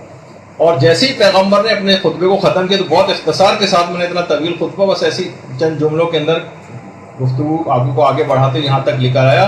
خطبے کے اختتام پر مبارکبادوں کا ایک سلسلہ شروع ہو گیا، ہر طرف سے لوگ چاروں اطراف سے امیر المومنین کی طرف مبارکباد کے لیے ممبر کی طرف بڑھنے لگے، سب مبارکباد دے رہے تھے، اور پیغمبر اسلام یہ فرما رہے تھے کہ الحمدللہ الذی فضلنا علی جمیع العالمین، اور مجمع سے بڑی عجیب و غریب تہنیت کی آوازیں نکل رہی تھیں۔ ہاں ہم نے سن لیا ہے، ہاں ہم دل و جان سے اور اپنی زبانوں سے اپنے ہاتھوں سے اطاعت کرتے ہیں۔ مجمع سے جو آوازیں اس وقت اٹھ رہی تھیں، ان کے شور نے اجتماع کی شان و شوکت کو ایک عجیب رنگ دے دیا تھا، اور ایک جشن کا سما تقریباً وہاں پر پیدا ہو گیا تھا۔ پیغمبر نے اس سے پہلے بڑی سے بڑی فتح، حتیٰ کہ فتح مکہ، ان فتحنا لک فتحا مبینا، جسے فتح مبین کا آگے وہ جملے ارشاد فرمائے جو کبھی اتنی بڑی فتح مکہ میں بھی ارشاد نہیں فرمائے تھے۔ پیغمبر اسلام کہہ رہے تھے ہن اونی، مجھے مبارکباد دو، مجھے تہنیت پیش کرو، خود سے پیغمبر آگے بڑھ کر کہہ رہے تھے لوگوں سے، اس لیے کہ خدا نے مجھ سے نبوت اور میرے اہل بیت سے امامت کو مخصوص کر دیا۔ پیغمبر سے جو منادی تھے وہ باقاعدہ اس حکم کو لے کر میدان غدیر کے مجمع کے اندر گھوم گھوم کے خلاصے غدیر کی تکرار کر رہے تھے، اور کہہ رہے تھے پیغمبر نے فرمایا کہ من کنت مولا فہذا علی مولا، بار بار پیغمبر کی طرف سے منادی مجمع کے اندر گھوم گھوم کے اس بات کا اعلان کر رہے تھے۔ پھر پیغمبر اسلام نے حکم دیا کہ 2 خیمے لگائے جائیں، 2 خیمے، ایک خیمے کے اندر پیغمبر اسلام خود بیٹھ گئے اور خود تشریف فرما ہوئے، اور دوسرے خیمے کے دروازے پر امیر المومنین کو بیٹھنے کا حکم دیا کہ گروہ در گروہ آئیں اور امیر المومنین کی باقاعدہ آ کر بیعت کریں۔ لوگ آ رہے تھے، بیعت کر رہے تھے، مبارکباد دے رہے تھے، اور 3 دن اسی طرح سے یہ بیعت کا سلسلہ یہاں پر جاری رہا، یہاں تک کہ سب لوگوں نے بیعت کر لی اور کوئی شخص بھی باقی نہیں بچا کہ جس نے بیعت نہ کی۔ لیکن حیرت انگیز بات یہ تھی، جن افراد نے سب سے پہلے مبارکبادیں آ کر دی انہوں نے سب سے پہلے اس عہد کی عہد شکنی کی، سب سے پہلے۔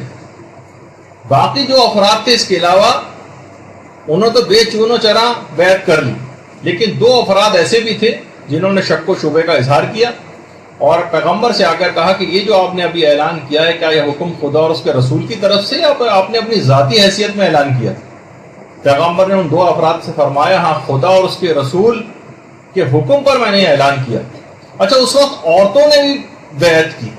خواتین سوچتی ہیں کہ بھائی ہمارا اس میں تو کوئی تذکرہ کسی جگہ پہ نہیں آیا، عورتوں کی بھی باقاعدہ بیعت ہوئی ہے۔ پیغمبر اسلام نے عورتوں کو حکم دیا کہ وہاں جا کر بیعت کریں امیر المومنین کی، حتیٰ کہ یہ بھی کہا کہ السلام علیکم یا امیر المومنین کہہ کر سلام تمہیں کرنا اور بیعت کرنی اور مبارکباد دینی۔ اور اس حکم کو پیغمبر نے اپنی ازواج کو بھی دیا کہ آپ کو بھی جانا ہے اور اسی انداز سے امیر المومنین کو مبارکباد دینی ہے اور اس طرح سے ان کو سلام کرنا. اچھا، پیغمبر نے عورتوں کی بیعت کے سلسلے میں ایک طریقہ کار یہ کیا کہ بہت بڑا سا برتن لیا اور اس میں پانی بھرا اور اس برتن کے بالکل بڑے برتن کے درمیان میں ایک پردہ لگایا گیا اور امیر المومن کو حکم ہوا کہ ایک جگہ اس برتن کے اندر پانی کے اندر اپنا ہاتھ دے دیں اور اس پردے کے دوسری طرف اس برتن میں عورتیں آتی گئیں اور اپنا ہاتھ پانی کے اندر ڈال کر اس طرح سے بیعت کرتی گئیں. تو اس طرح سے عورتوں سے بھی بیعت ہو گئی اور پیغمبر کی ازواج نے بھی آ کر اس طرح سے جو ہے بیعت کی. خواتین کے اندر جو پیغمبر اسلام کی خاندان کی خواتین ساتھ تھیں، اس میں ازواج کے ساتھ ساتھ جیسے کہ ابھی میں نے ذکر کیا حضرت زہرا سلام اللہ علیہ بھی تھیں اور اس کے علاوہ حضرت ام ہانی تھیں، وہ موجود تھیں. حضرت حمزہ کی بیٹی حضرت فاطمہ جن کا نام تھا وہ تھیں اور حضرت اسما بنت امیس وغیرہ بھی وہ بھی اس موقع پر موجود تھیں. ان سب نے بھی بیعت کی. اور اس کے بعد پھر پیغمبر اسلام نے اپنا امامہ جس کو صحاب کہا جاتا ہے، صحاب، وہ امیر المومنین کے باقاعدہ باندھا اور آج بھی بہت سارے علاقوں کے اندر باقاعدہ اس طرح کے پروگرام ہوتے ہیں. اس واقعے کو یادگار کے طور پر منانے کے لیے باقاعدہ اس کو ویژوالائز بھی کروایا جاتا ہے کہ پیغمبر نے اپنے امامہ صحاب جو ہے وہ امیر المومنین کے باندھا اور اس کا تحت الحنک نکال کر آپ کے دوش پر رکھ کر یہ فرمایا کہ امامہ جو ہے تاج عرب ہے. یعنی جس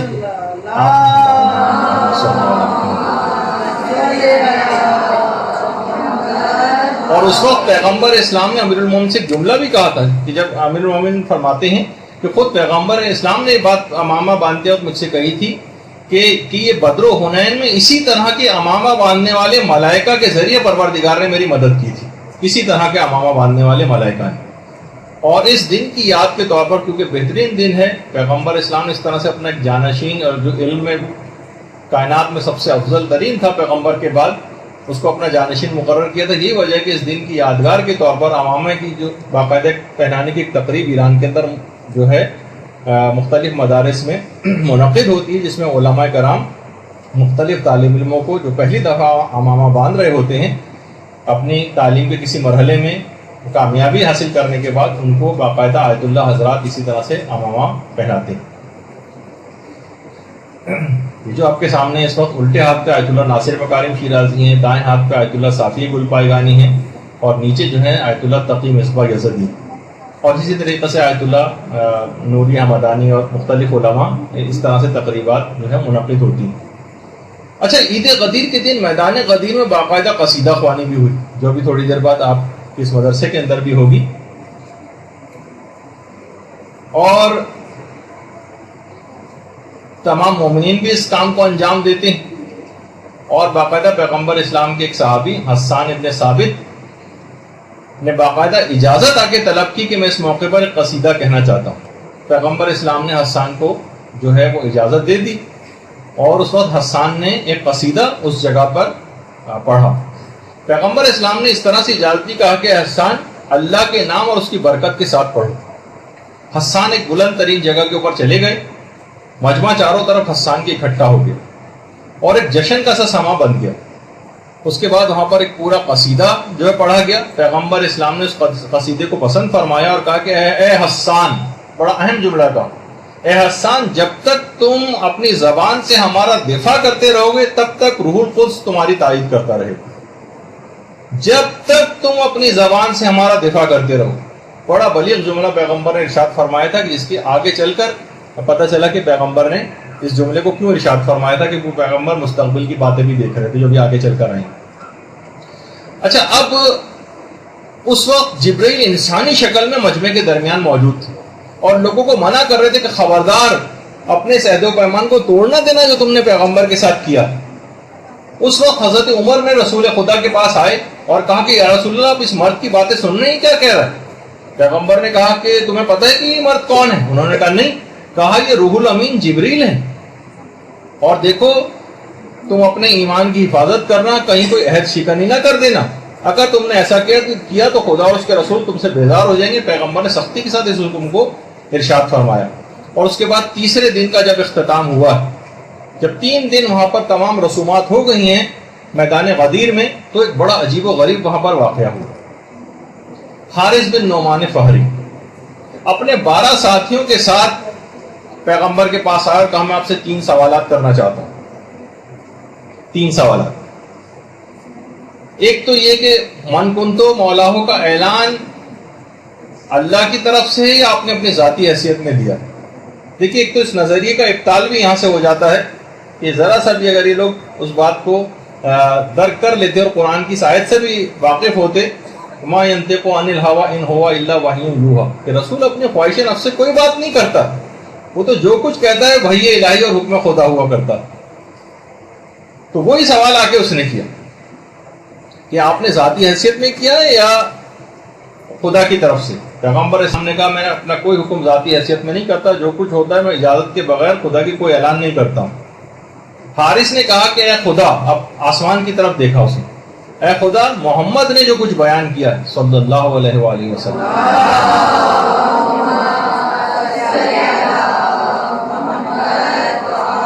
اگر یہ بات حق ہے جو انہوں نے بیان کی ہے تو مجھ پر آسمان سے اس وقت ایک پتھر آیا یا کوئی دردناک عذاب آیا.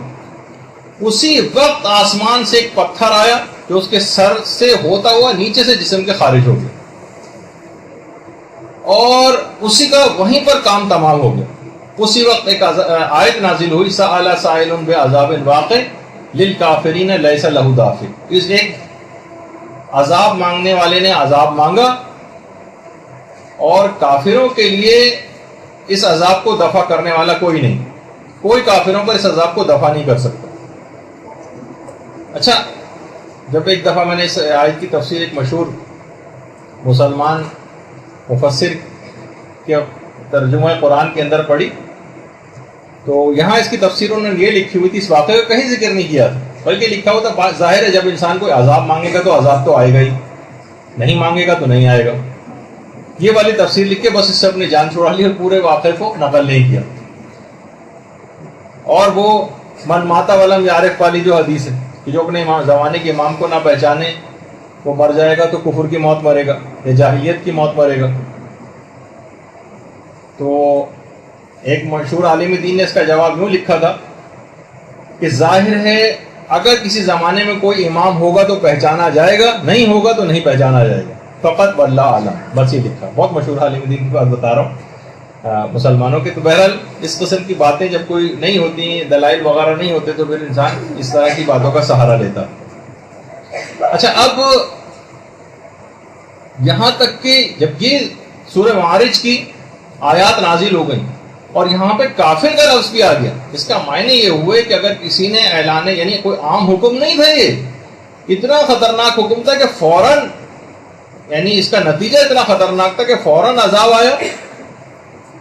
اور کافر کے لفظ سے یہ اشارہ بھی کر دیا گیا کہ جو اس حکم کو نہیں مانے گا اس کا انجام کافروں والا ہی ہوگا. پیغمبر اسلام نے کہا سب لوگوں سے مخاطب کر کے اس واقعے کے بعد تم سب لوگوں نے دیکھ لیا اور سن لیا ہے؟ سب نے اقرار کیا ہاں پیغمبر ہم نے سن لیا اور دیکھ لیا. تو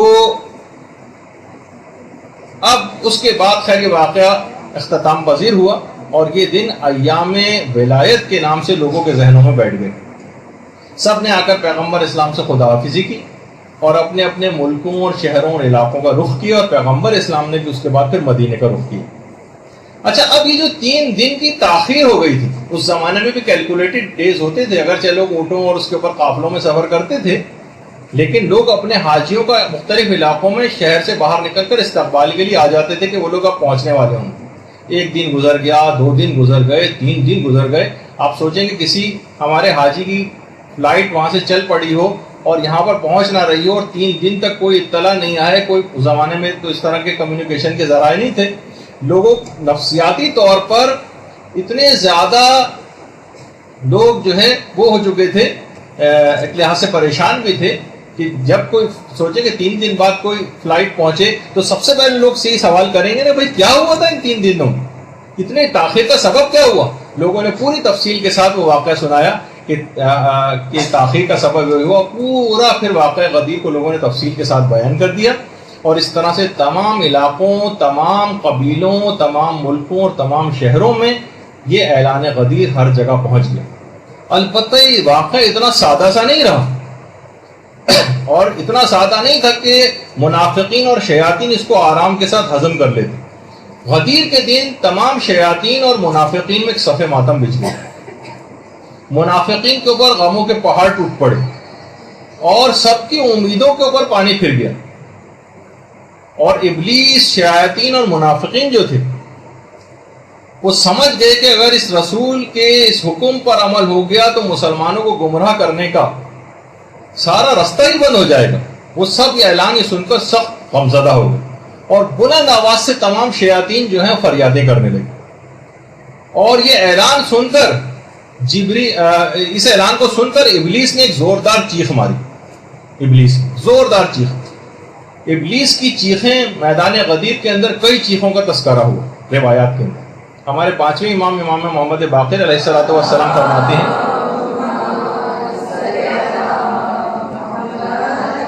کہ ابلیس نے 4 مرتبہ جو ہے وہ فریاد جو ہے وہ بلند کی. پہلی فریاد تو اس وقت بلند اس نے کی کہ جب خدا کی طرف سے اس پر لعنت کی گئی. دوسری دفعہ اس وقت اس نے چیخ ماری کہ جب آسمان سے زمین پر اس کو بھیجا گیا. تیسری چیخ اس کی اس وقت ہے روایات کے اندر کہ جب پیغمبر اسلام کو مبعوث بہ رسالت کیا گیا. اور چوتھی اس غدیر خم کے اس اعلان سننے کے بعد شیطان نے ایک زوردار چیخ ماری جب مولا کو جانشین بنایا گیا. اور ایک روایت میں ایک اور مقام بھی کہ جب سورہ الحمد نازل ہوا اس وقت بھی شیطان کی ایک چیخ کا تذکرہ. 5ویں امام یہ فرماتے ہیں کہ جب پیغمبر اسلام نے امیر المومنین کے ہاتھ کو اپنے ہاتھ میں لیا اور جس وقت من کنت مولا ہو کہا، ابلیس کے گروہ کے جتنے بھی بڑے بڑے شیاطین تھے سارے اس کے پاس جمع ہو گئے اور کہا کہ تم نے تو یہ کہا تھا کہ پیغمبر اسلام کی رحلت کے بعد یہ تمام صحابہ متفرق ہو جائیں گے، لیکن پیغمبر نے تو اتنا جامع پروگرام دے دیا کہ ایک جانشین کے بعد دوسرا جانشین آ کر جگہ لے لے گا. ابلیس نے کہا جاؤ جاؤ، ان میں سے اکثر نے مجھ سے وعدہ کر لیا ہے کہ رسول کی کسی بات کا اقرار نہیں کریں گے اور مجھ سے کیے گئے وعدے سے پیچھے نہیں ہٹیں گے. منافقین شیطان سے باقاعدہ وعدہ کر چکے تھے کہ ہم پیغمبر اسلام کے اس قول و اقرار کو نہیں مانیں گے اور ان سے جو ہے ان کی کسی بات کو نہیں مانیں گے اور جو ابلیس سے جو وعدہ کیا اس کو پورا کریں گے. بحار الانوار کی 37ویں جلد کے اندر باقاعدہ یہ سب روایات موجود ہیں اور کتاب عوالم کی 3ری جلد میں بھی اس کی پوری تفصیل. اور 5ویں امام جملہ ارشاد فرماتے ہیں کہ جیسے ہی امیر المومنین کا ہاتھ پیغمبر نے اپنے ہاتھ میں لیا اس وقت شیطان کی ایک زوردار چیخ آئی اور تمام خشکی اور تری کے جتنے بھی شیاطین تھے سب نے اس کو آ کر گھیر لیا اور کہا کہ اے آقا تم کس مشکل میں گرفتار ہو، ہم نے کبھی اتنی بھیانک چیخ کی آواز نہیں سنی. تو شیطان نے کہا کہ پیغمبر نے وہ کام انجام دے دیا ہے کہ اگر یہ نتیجہ بخش ہو گیا تو کوئی خدا کی نافرمانی نہیں کرے گا. اب شیاطین نے کہا کہ اے ہمارے آقا تم نے تو بڑے بڑے افراد کو گمراہ کر دیا، تمہارے لیے گمراہ کرنا کون سا مشکل بات. اچھا اس وقت شیاطین منافقین کی باتوں کی طرف متوجہ ہوئے جو اسی میدان غدیر میں اعلان ولایت کے بعد جو لوگوں کی منافقین کی زبانوں پر جو باتیں آئیں گی وہ شیطان وہ جا کر سننے لگے. منافقین آپس میں کہہ رہے تھے کہ یہ جو کچھ بھی رسول کہہ رہے ہیں نا یہ اپنی خواہش نفس سے بات کر رہے ہیں، یہ خدا کا حکم نہیں. اور ایک مشہور منافق نے تو یہاں تک بات کہی کہ تم دیکھ رہے ہو اس رسول کو کہ اس کی آنکھیں دائیں بائیں کیسے حرکت کر رہی ہیں. اور باقاعدہ اس موقع پر غدیر کے دن منافقین نے توہین رسالت پیغمبر کی شان میں بہت غلط جملے کہے اور ان کی ان باتوں سننے کے بعد ابلیس نے اس کے بعد ایک خوشی کا ایک نعرہ بلند کیا. کہا کہ آدم نے تو اپنے عہد کو توڑا تھا، یعنی ترک اولا آدم سے ہوا تھا مگر خدا کے منکر نہیں ہوئے تھے، لیکن انہوں نے تو اپنے عہد و پیمان کو بھی توڑ دیا اور پیغمبر ہی کے منکر ہو گئے. اور پھر کچھ ہی عرصہ جب گزرا ہے اور پیغمبر اسلام کی رحلت ہوئی ہے اور لوگوں نے پھر پیغمبر اسلام کی رحلت کے بعد امیر المومنین کو چھوڑ کر کسی اور کو اپنا والی بنایا، تو ابلیس نے روایات میں ملتا ہے کہ بادشاہت کا تاج اپنے سر پر رکھا اور ایک ممبر بنا کر بیٹھا اور تمام شیاطین کو اس نے پوری دنیا کے جمع کیا اور کہا کہ آج خوشی مناؤ اس لیے کہ جب تک امام قیام نہیں کرے گا اس وقت تک اب خدا کی اطاعت ہو نہیں سکتی. یہ باقاعدہ روایت کے جملے روضہ کافی کی حدیث نمبر 542 ہے جو میں نے ابھی آپ کے سامنے آپ کی خدمت میں پیش کی. اب علماء فرماتے ہیں کہ 2 طرح کے احتمال ہیں جو اس نے شیطان نے یہ بات کہی تھی کہ جب تک امام قیام نہ کرے گا، اس سے مراد یا تو امام برحق ہے جب تک وہ قیام نہ کرے، یا یہ کہ اس سے مراد امام زمانہ علیہ الصلوۃ والسلام کا قیام ہے کہ جب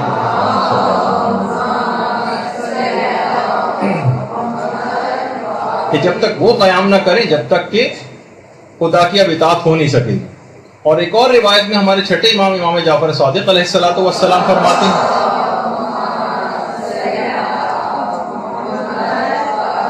جس میں ہمارے لیے بھی خطرے کی گھنٹی.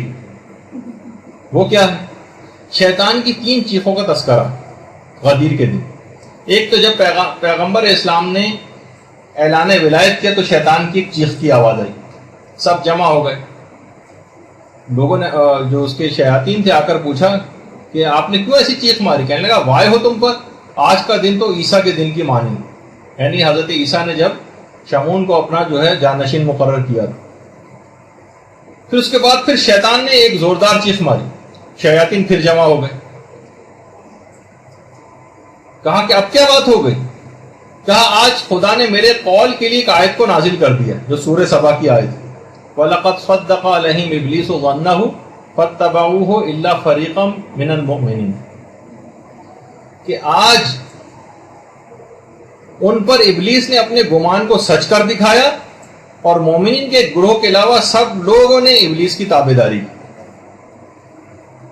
اس کے بعد ابلیس نے آسمان کی طرف دیکھا اور کہا کہ خدا کی عزت و جلال کی قسم میں ہدایت یافتہ جو گروہ ہے اس کو گمراہوں کے گروہ کے ساتھ ملا دوں, یعنی میں ان کے اصحاب کو بھی رسول اور ائمہ جو امیر المومنین کے اصحاب ہیں ان کو گمراہ کر دوں. اچھا, پیغمبر اسلام جو اس وقت شیطان کے تمام پروگرام سے واقف تھے, فوراً پیغمبر اسلام نے ایک اور آیت کی تلاوت کی کہ اِنَّ عِبَادِي لَيْسَ لَكَ عَلَيْهِمْ سُلْطَان, کہ میرے بندوں پر تیرا کوئی اختیار نہیں چلے. شیطان نے پھر ایک زوردار چیخ ماری, گروہ پھر جمع ہو گیا اور کہا کہ خدا کی قسم میں علی کے اصحاب پر تو تسلط نہیں رکھتا ہوں, لیکن میں بھی خدا کی عزت و جلال کی قسم کھاتا ہوں کہ میں گناہوں کو علی کے شیعوں کے سامنے اچھا بنا کر پیش کروں گا تاکہ میں ان کا ارتکاب کروا کر تیری بارگاہ میں علی کے شیعوں کو مبعوث کر سکوں, ان کو عذاب دلوا سکوں. بہار الانوار کی جلد نمبر 37. اب یہ سوچ لیجیے کہ گناہوں کا ارتکاب شیطان کے مشن کو کامیاب کر دے گا. اس نے کہا تھا کہ ٹھیک ہے میں علی کے مخلص اصحاب کے اوپر تو تسلط نہیں رکھتا ہوں, لیکن میں گناہوں کو اچھا بنا کر علی کے شیعوں کے سامنے ضرور پیش کروں گا اور ان سے ارتکاب کرواؤں. تو اب آپ کو فوراً کبھی کوئی ایسا موقع آ جائے زندگی کے اندر تو شیطان کی اس بات کو, اب اگر ہم نے اس کام کو کیا تو گویا شیطان کے اس مقصد کو ہم پورا کر دیں گے اور میدان غدیر کے اندر جو واقعہ پیش آیا تھا اس کے نتیجے کے برخلاف عمل کریں گے. تو بہرحال اچھا, اب بہار الانوار کی 37ویں جلد کے اندر ہے پورا واقعہ. اچھا, غدیر کے دن شیطان ایک خوبصورت بوڑھے کی شکل میں رسول خدا کے پاس آئے اور پیغمبر کے پاس آ کر شیطان نے ایک طنز کیا اور کہا کہ اے محمد صلی اللہ علیہ وآلہ وسلم,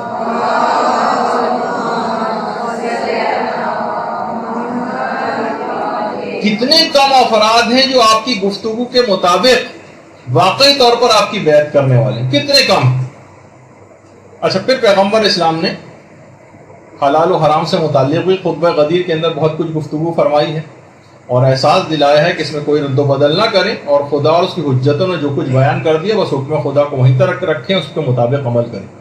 اور پیغمبر اسلام نے غدیر سے ریلیٹڈ جتنے بھی یہ گفتگو ہوئی ہیں اس میں امر بالمعروف اور نہی عن المنکر پہ خاص طور پر زور دیا ہے اور پیغمبر نے جملہ ارشاد فرمایا کہ میں اس بات کو تکرار کے ساتھ کہتا ہوں, بار بار کہتا ہوں, تکرار کے ساتھ کہتا ہوں کہ امر بالمعروف اور نہی عن المنکر کو ترک نہ کرنا. کیونکہ بہت اہم ترین خطبہ غدیر کے اندر صرف یہ کہ قصیدہ خوانی والا صرف پہلو نہیں بلکہ اس کے اندر ذمہ داریاں بھی بتائی گئی. باقاعدہ خطبہ غدیر میں جو موضوعات اور کلمات کی جو تعداد ہے وہ بھی علماء نے پوری ریسرچ کے ساتھ لکھی ہے, کیلکولیٹ کی. خدائی صفات پر 110 جملے پیغمبر نے اس خطبے کے اندر ارشاد فرمائے ہیں. اس کے علاوہ ولایت امیر المومنین علیہ السلام پر 50 جملے ارشاد فرمائے ہیں اور امام ولایت ائمہ علیہ السلام پر 10 جملے ارشاد فرمائے ہیں. اس کے علاوہ امام زمانہ کی حکومت کے متعلق 20 جملے ارشاد فرمائے ہیں. حلال و حرام کے متعلق بھی 20 جملے ارشاد فرمائے ہیں. کلمہ ائمہ یعنی ائمہ کا جو کلمہ ہے یہ تقریباً 10 جملے اس متعلق ارشاد فرمائے ہیں. مہدی جو امام زمانہ کا لقب ہے 4 جملے اس متعلق ارشاد فرمائے ہیں. اس کے علاوہ فضائل امیر المومنین پر 20 جملے ہیں. اسی طرح سے 50 سے زائد آیت قرآنی جو شاہد اور تفسیر کے طور پر اور تشریح کے طور پر پیغمبر اسلام نے جو اس خطبے کے اندر وہ 50 سے زائد ایسی آیتیں ہیں جو پیش کی ہیں.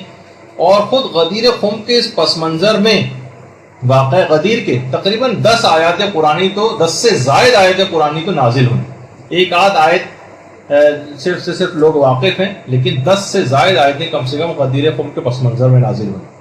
اچھا، اب ایک سوال یہ ہے، تھوڑی سی بات اس متعلق بھی ہو جائے، بس تھوڑی سی دیر رہ گئی ہے، اور ظاہر ہے کہ آپ اتنے ایسے ایسے پروگرام دیکھ لیتی ہیں جو 2-2 گھنٹے کے ہوتے ہیں، تو اگر ہمارے آقا و مولا کے لیے کہ 2 گھنٹے کا اس طرح کا پروگرام مستقل آپ کو اٹینڈ کرنا پڑ جائے تو میرا خیال ہے اتنا پریشان نہیں ہونا ہے.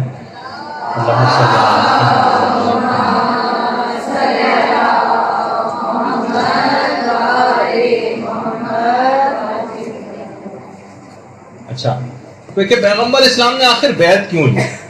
کیا ضرورت تھی الگ سے بیعت لینے کی؟ دیکھیے پیغمبر نے اس سے پہلے بھی تو کتنے سارے احکامات دیے، بس احکام آتے تھے، نص رسول ہوتی تھی، لوگ ویسے ہی مانتے تھے. لیکن پیغمبر جانتے تھے کہ اس بیعت کو آنے والے دنوں میں ثقیفہ کی بیعت کے مقابلے میں آ کر اس کو باطل کرنا، تاکہ جب لوگ بیعت توڑ کر کسی نئی بیعت کو اختیار کریں تو ان کا وہیں پر ابطال ہو جائے کہ یہ وہی شخص ہے جو کچھ ایام پہلے حکم خدا اور رسول پر امیر المومن کی بیعت کر چکا ہے اور اب یہ بیعت شکنی کرنے جا رہا ہے. دیکھیے دیگر بیعتیں بھی جو ہوئی ہیں وہ الگ نوعیت کی تھیں، اس میں فقط چند افراد تھے جو یہ آپس میں ایک دوسرے کا انتخاب کر رہے تھے یا اپنی بنائی ہوئی شورا کے ذریعے انتخاب ہو رہا تھا. لیکن اس بیعت میں اور دیگر بیعتوں کے اندر زمین و آسمان کا فرق ہے. اب ایک سوال ہے، بس ویسے تو اتنا بڑا موضوع تھا غدیر کا، لیکن ایک سوال کہ اتنے دماغوں میں آتا ہے 1,20,000 صحابہ کا مجمع، اتنے واضح اعلان کے بعد لوگوں نے بیعت شکنی کیوں کی؟ بہت اہم سوال. دیکھیے کیسے ممکن ہے، لوگ اکثر معترضین یہ سوال کرتے ہیں کہ 1,20,000 صحابہ کا مجمع ہو، اتنی بڑی تعداد میں لوگوں نے حدیث غدیر سنی ہو اور ثقیفہ میں کوئی اعتراض نہ کرے، یہ کیسے ممکن ہے؟ تو دیکھیے پہلی بات تو یہ ہے کہ لوگوں نے جو کچھ بھی عمل کیا وہ ایک الگ طرف ایک بات رہی، اس کا بھی جواب آ جائے گا، لیکن یہ بات ایک طے شدہ ایک کنفرم واقعہ ہے جس کا آج تک کبھی کسی نے کوئی انکار نہیں کیا. تمام تفاسیر میں، تمام علم کلام کی کتابوں میں، تمام ادبیات میں، تمام تاریخ میں، احادیث کے تمام شیعہ اور سنی ذخیروں میں اس واقعے کی تفصیلات سے تمام کتابیں بھری پڑی. خود امام نسائی انہوں نے 250 واسطوں کے ساتھ اس واقعہ غدیر کو نقل کیا. تو اس کے واقع ہونے میں تو کوئی شک و شبہ نہیں. ہاں وہ سوال البتہ اپنی جگہ رہتا ہے کہ لوگوں نے پھر خاموشی کیوں اختیار کی. تو پہلی بات تو یہ کہ پیغمبر اسلام کے جتنے بھی مخلص اصحاب تھے سب لوگوں نے خاموشی اختیار نہیں کی تھی، بلکہ بعض افراد تو باقاعدہ بولے تھے، انہوں نے اعتراض کیا تھا. حضرت سلمان نے، حضرت مقداد نے، طلحہ نے اور زبیر نے بھی، اور باقاعدہ حضرت زبیر نے تو ثقیفہ کے سرداروں پر تلوار تک کھینچ لی تھی. یعنی ایسا نہیں تھا کہ سب لوگ مان گئے. اچھا، بعض افراد جو نہیں مانے تھے، کچھ ایسی ان کے خیال میں کچھ مصلحتیں تھیں یا وہ خون خرابے سے گریز کرنا چاہتے تھے. کچھ لوگ اس وجہ سے بعد میں اس چکر میں نہیں پڑے اور اپنے آپ کو ایک لحاظ سے غیر جانبدار انہوں نے کر لیا. بعض افراد جو تھے وہ بعض دھمکیوں کی وجہ سے خوف زدہ تھے، اس وجہ سے خاموش ہو گئے. ہر آدمی دھمکی کو جو ہے وہ برداشت نہیں کر سکتا. کچھ افراد کو کچھ فائدے مستقبل میں ملنے والے تھے اور امیر المومنین کی شخصیت اور کردار سے واقف تھے کہ یہ تو کوئی سا بھی فائدہ ہمیں ملے گا نہیں، ان کی عدالت سے ہم واقف ہیں، ہمیں تو کچھ ملنے ملانے والا ہے نہیں ان کے بعد. تو جہاں کہیں ان کو زیادہ بہتر صورتحال نظر آ رہی تھی اس کی طرف جا رہے تھے. علماء فرماتے بعض اتنے سادہ لوح تھے کہ ان کو سمجھ میں ہی نہیں آ رہا تھا کہ ہم کیا کریں. گاؤں دیہات والے اس زمانے میں عرب ہوتے تھے انتہائی سادہ لوگ. یعنی ابھی بھی آپ دیکھیں گاؤں دیہات میں جب الیکشن ہوتے ہیں تو ان کو یہ بھی نہیں پتا ہوتا، اس کا امیدوار کا نام بھی نہیں پتا ہوتا کس کو ووٹ دینے جا رہے ہیں. آج کل کے دور میں جو اتنا زمانہ ترقی کر چکا ہے، اور وہ کہتے ہیں کہ جناب اچھا وہ فلاں نشان کے اوپر اور اونٹ گاڑی پر اور فلاں پھل کے اوپر اور سیب پر اور میز پر اور قلم پر کسی پہ جا کر نشان دے کے وہاں اسٹیمپ لگا دیں. تو اسی طرح سے اس زمانے میں بھی اتنے سادہ لوگ ہوتے تھے. اچھا، بعض ایسے تھے کہ جو باقاعدہ انکاری تھے اور امیر المومنین سے باقاعدہ کینہ اور دشمنی رکھتے تھے. کتنے ہی کافر اور مشرک رشتہ داروں کو ان کے مختلف جنگوں میں امیر المومنین قتل کر چکے تھے. عربوں کا کینہ تو بہت مشہور ہے نا, تو یہ والی بہت تھی ان کے اندر دشمنی, اس وجہ سے بھی انکار کیا. بعض اتنے زیادہ نادان اور جاہل تھے, حیرانگی ہوگی آپ کو سن کر, لیکن علماء نے لکھا ہے حوالوں کے ساتھ کہ وہ سمجھتے تھے کہ حضرت ابو بکر یا حضرت علی جن کی ہم بیعت کر رہے ہیں یہ علی ہیں. اور باقاعدہ ابو جعفر الاسقافی جن کی کتاب المعیار والموازنہ, اس کے اندر انہوں نے باقاعدہ اس بات کو لکھا ہے کہ اس زمانے کے لوگوں کی جہل و نادانی کا ثبوت اس سے آپ اندازہ لگائیے کہ وہ اس طرح سے نصاب کو پہچانتے تھے اور یہ نام لے کر مخاطب کرتے تھے, علی ابن خطاب, عمر ابن ابی قحافہ, عثمان ابن ابی طالب اور ابو بکر ابن عفان. ان سب کے نام اور بلدیتیں بدل کے, ان کو یہ نہیں پتا تھا کہ ہم کس سے مخاطب. تو اس زمانے کی ایک یہ بھی وجہ تھی کہ ایسے افراد, اور باقاعدہ بیعت لینے کے لیے بعد میں عربوں کے گروہ کو خطیر رقم جو ہے وہ دے کے بھیجا گیا تھا, جو کہ لالچ میں بہت سارے افراد نئی بیعت کو قبول کر لیں, اور کہا تھا کہ جو پیسے سے قبول کر لے وہ پیسہ لے, اور جو پیسے کو قبول نہ کرے تو پھر جو ہے اس کے لیے ڈنڈے کو تیار رکھیں, اس کی مار وغیرہ لگائیں. شیخ مفید نے کتاب جمل میں اور شرح اصول کافی میں محمد صالح مازندرانی نے باقاعدہ اس بات کو بیان کیا. اور کچھ لوگ اسلام میں ظاہر ہے کہ مفادات کی پاسداری کے لیے بھی داخل ہوئے تھے, سازشوں کے تحت مال غنیمت کے لالچ میں. بہت سے آپ کو پڑھتی ہیں آپ کتابوں میں کہ پورے قبیلے مسلمان ہو جاتے تھے, تو حیرانگی ہوتی ہے کہ پورا قبیلہ کیسے مسلمان. بھائی کچھ لوگ متاثر ہو کہ بہت سے لوگ متاثر نہیں, پورا قبیلہ کیسے؟ تو پورے قبیلے میں مسلمان ہو جاتے تھے لیکن دل سے قائل نہیں ہوتے تھے, کیونکہ قبیلے کو چھوڑنے کے معنی یہ ہوتے تھے کہ جیسے کوئی بھیڑ جو ہے وہ بھیڑیوں کے غلے میں اس کو چھوڑ دیا جائے. یعنی اگر کوئی شخص قبیلے سے ہٹ جائے اگر, تو اس کو اکیلا پا کر لوگ اس کے مال و اسباب لوٹتے تھے اور اسے قتل کر دیتے. قبیلے کے ساتھ ساتھ رہنا ضروری ہوا. پورے نے زیادہ تر لوگوں نے یا سردار نے قبول کر لیا تو پورے کا پورا قبیلہ بھی مسلمان ہو گیا, لیکن دل سے مسلمان نہیں تھے. تو اس طرح کے بھی بہت سارے افراد ایسے تھے کہ جو اس طرح کے تھے کہ جو کہ بعد میں انکاری ہو گئے, اور بعض عہدوں کے لالچ میں تھے. کچھ تو آپ کو پتا کہ فتح مکہ کے بعد اسلام کے کتنے وہ افراد کی جنہوں نے اسلام کے خلاف تلوار چلائی تھی, اچانک سے وہ مسلمان ہو گئے, ابو سفیان وغیرہ کی طرح سے, اور کتنے اس قسم کے افراد بھی موجود تھے. تو بہرحال اسلامی معاشرے کی بہت بڑی مصیبت جسے کہا جائے, مشکل ایک نفاق اور منافقین کی صورت میں وہ اس وقت اس زمانے میں موجود تھی. اور علماء نے جو باقاعدہ جنہوں نے قرآن پر کام کیا, انہوں نے ایک بات کو لکھا ہے کہ اگر قرآنی آیات کی ہم ترتیب کا جائزہ لیں تو منافقین کے بارے میں اکثر آیات پیغمبر اسلام کے حیات ظاہری کے آخری زمانے کی, آخری زمانے میں ساری منافقین کے متعلق آیات ہیں. یہی وجہ ہے کہ آخری پیغمبر اسلام کے اس حج کے واقعے کے بعد منافقین نے آپس میں باقاعدہ ایک ایگریمنٹ کیا, سائن کیا تھا کہ, اور اسلام کے خلاف ایک دقیق اور پیچیدہ سازش بھی تیار کی تھی, جو کہ ابھی آج تو ہمارا اس کا موضوع جو ہے وہ نہیں ہوگا. اچھا, اب یہ جو ہوا تھا یہ تمام چیزیں انکار ولایت جن افراد نے کی تھی ان کے بھیانک نتائج بھی سامنے آنے لگے.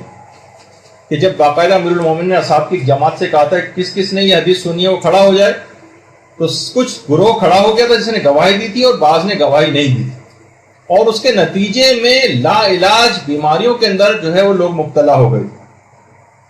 ایک دفعہ کسی عالم سے کسی نے پوچھا تھا, کچھ لوگوں نے اس کو فیس بک وغیرہ پہ ساتویں امام کے نام سے منسوب کر کے بھی ڈالا ہوا ہے, لیکن وہ پتہ نہیں کہ ساتویں امام نے کہا بھی تھا یا نہیں, کہ پیغمبر اسلام نے کیوں کہا تھا کہ کلونا محمد, سب ائمہ کے لیے 14 کے 14 کے لیے یہ بات کیوں نہیں کہہ دی تھی کہ سب کے سب علی. تو ان عالم نے یہ بات کہی کہ لوگوں سے غدیر کا ایک علی تو برداشت نہیں ہو تو 14 علی کس طرح سے برداشت ہو جاتی. تو بہرحال لوگوں نے اس طرح سے بعد میں باقاعدہ انکار کیا کہ انس ابن مالک جو ایک صحابی تھے, باقاعدہ وہ خود اپنا منہ کو چھپا کے پھرتے تھے, ایسے بیماری چہرے کے اوپر ہو گئی تھی کہ ہر وقت چہرے کے اوپر کپڑا ڈال کے رکھتے تھے. ابن قتیبہ نے المعارف کے اندر اور ابن ابی الحدید نے شرح نہج البلاغہ کے اندر ان کا تذکرہ کیا. اس کے علاوہ ایک اور برا بن عازب, یہ بھی اپنے اندھے ہو گئے تھے کیونکہ انہوں نے گواہی نہیں دی تھی, اور ارجح المطالب کے اندر باقاعدہ یہ بات ہے کہ اپنے چہرے کو چھپا کر پھرتے تھے. زید ابن ارقم کے متعلق بھی کہ وہ بھی اسی وجہ سے نابینا ہو گئے تھے, اور جریر ابن عبداللہ بجلی یہ بھی گواہی کو چھپانے کے نتیجے میں باقاعدہ اتنے زیادہ اس طرف گئے کہ انہوں نے معاذ اللہ اس کے بعد جو ہے امیر المومنین پر لعنت بھی کی اور جاہلیت اور کافر ہو گئے، یعنی یہاں تک اس بات کا تذکرہ آیا۔ تو دیکھیے فقط صرف یہاں ایک بات یہ بھی ہے علماء نے کہی ہے کہ صرف تعریفیں کرنے سے دیکھیے کام نہیں چلتا، صرف قصیدہ گوئی سے کام نہیں چلتا۔ بخن بخن یا علی، بہت سارے لوگوں نے اس موقع پہ بات کہی تھی، لوگ کہتے ہیں مبارک ہو مبارک ہو، مبارک کے معنوں میں نہیں، واہ واہ یا علی واہ واہ، جو آج کل بھی ہمارے یہاں ہوتا ہے کہ صرف واہ واہ کریں اور تعمیل احکام نہ کریں، تو اس زمانے کے واہ واہ کرنے والوں جیسا انجام ہو جائے گا۔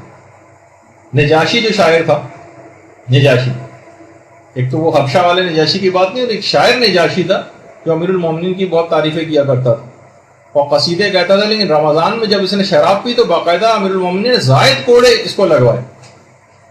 ایک تو رمضان میں شراب پی اس وجہ سے، ابھی جن کا تذکرہ ہوا تھا جو رسول کی شان میں شاعری کرتے تھے اس سے پہلے، زبردست قصیدہ خوانی کی تھی خود میدان غدیر میں، لیکن بعد میں کیا ہوا، انجام صحیح نہیں ہوا، اپنے قول سے پھر گئے، اور دوسرے لوگوں نے تو پھر بھی چوتھے نمبر کا خلیفہ مان لیا، انہوں نے چوتھے نمبر پہ بھی نہیں مانا اور اس سے بھی انکاری ہو گئے۔ تو آپ نے دیکھا کہ صرف بہرحال واہ واہ کرنے سے اور صرف قصیدے کہنے سے کام نہیں چلتا، اگرچہ یہ بھی بہت اہم ذمہ داری یعنی جب بھی یہ کہ یہاں پر ابھی فوراً بعد ہی کچھ قصیدہ خوانی وغیرہ آپ لوگ کریں گی، لیکن تعمیل احکام بھی ساتھ ساتھ کرنی، ورنہ دیگر لوگوں کا انجام ضرور ملحوظ خاطر رکھنا چاہیے جو صرف تعریفیں کر کے دیں۔ دیکھیے بعض علماء نے بالکل صحیح مثال دی کہ ہم تبرک اور برکت کے لیے اپنے امام کو امام تو نہیں مانتے کہیں، رسول اللہ نے تو اولا بالتصرف کے معنی میں کہا تھا، بہت ساری روایتوں میں ہے کہ اعلان غدیر سے پہلے، ولایت کا اعلان کرنے سے پہلے کہا تھا کہ کیا میں تمہارے نفسوں پر تم سے زیادہ اولویت نہیں رکھتا؟ سب لوگوں نے کہا تھا ہاں یا رسول اللہ اب رکھتے ہیں، پھر کہا تھا من کنت مولا۔ تو اس کا مطلب ہے پیغمبر نے پہلے اقرار لے لیا تھا کہ لوگوں کی جانوں پر، مالوں پر اور نفسوں کے اوپر علی اولا بالتصرف، جس طرح سے پیغمبر۔ اب مثلا علی کہیں کہ عورتوں کو پردہ کرنا، اب جو تبرک کے لیے صرف برکت کے لیے علی کو امام مانے گی، وہ مجلس بھی کرے گی، وہ جشن بھی اپنے گھر کے اندر منعقد کرے گی، نجاشی کی طرح سے مثلا ان کی شان میں قصیدہ خوانی بھی کرے گی، مگر پردے کی بات نہیں مانے گی۔ لوگ گھروں میں اپنے جشن کرتے ہیں، انتظام کرتے ہیں، شعراء کو بلا کر لاتے ہیں، خوب تعریفیں کرتے ہیں مولا کی، اور وہی مولا جس کا آپ کے مال کے اوپر بھی تصرف ہے، جب وہ آپ سے خمس کا تقاضا کرتا ہے تو وہی مومن جو ابھی تک جشن میں تعریفیں کر رہا تھا اب آئیں کر رہا ہے، اب جو ہے وہ بہانے بنا رہا ہے۔ دیکھیے پیغمبر اسلام نے اولا بالتصرف کے عنوان سے مولا ماننے کو کہا تھا، فقط اظہار محبت کا تقاضا نہیں کیا تھا میدان غدیر میں، وہ تو بہت پہلے ہو چکا تھا، قل لا اسألکم علیہ اجرا الا المودۃ فی القربى، تو بہت پہلے کی بات تھی۔ صرف یہی نہیں تھا کہ اعلان جو میدان غدیر ہے اس کے اندر صرف محبت کا اظہار آپ آ کر کریں، اتنے اہتمام کی دوبارہ ضرورت نہیں تھی، وہ تو پہلے بات ہو چکی تھی۔ تو علی سے اظہار محبت کا جو تقاضا تھا من کنت مولا کا، وہ مصداق نہیں تھا، بلکہ اولا بالتصرف کے معنوں پر، یعنی مال کے اوپر اولا بالتصرف، جان کے اوپر اولا بالتصرف، اولاد کے اوپر اولا بالتصرف، یعنی پوری زندگی پر یہ مولائیت ہمارے محیط ہے۔ امام جب موجود ہو تو یہ ولایت براہ راست ہوتی ہے، اور ان کی غیبت میں فقیہ جامع شرائط کے ذریعے اس ولایت کا ایک حصہ آپ تک پہنچتا، چاہے اختیارات میں اختلاف ہوگا، لیکن ولایت فقیہ اسی ولایت کا جز اور کنٹینویشن، اس کے الگ دلائل ہیں علماء جو بیان کرتی۔ تو دیکھیے وہی مولا جو کہ لقب یافتہ ہے باب مدینۃ العلم، وہ بار بار علم حاصل کرنے کی تاکید کر رہا ہے، بار بار۔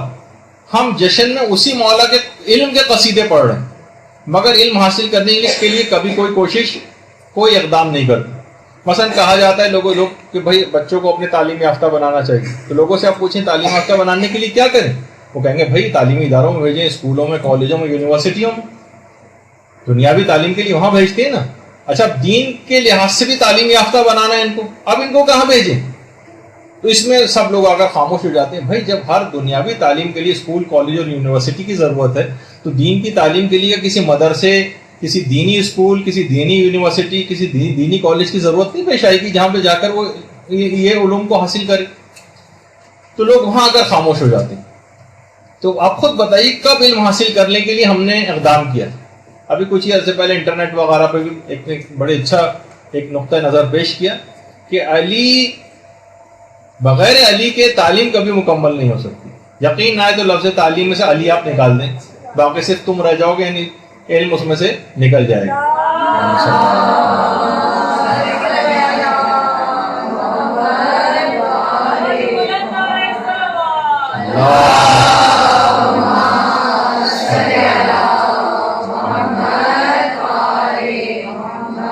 تو دینی تعلیم کے لیے مدارس میں بھیجنا پڑے گا, تب یہ لوگ جا کر دین کا علم کچھ ان کے پاس آئے گا, جس کا ٹرینڈ ہمارے یہاں بالکل نہیں ہے.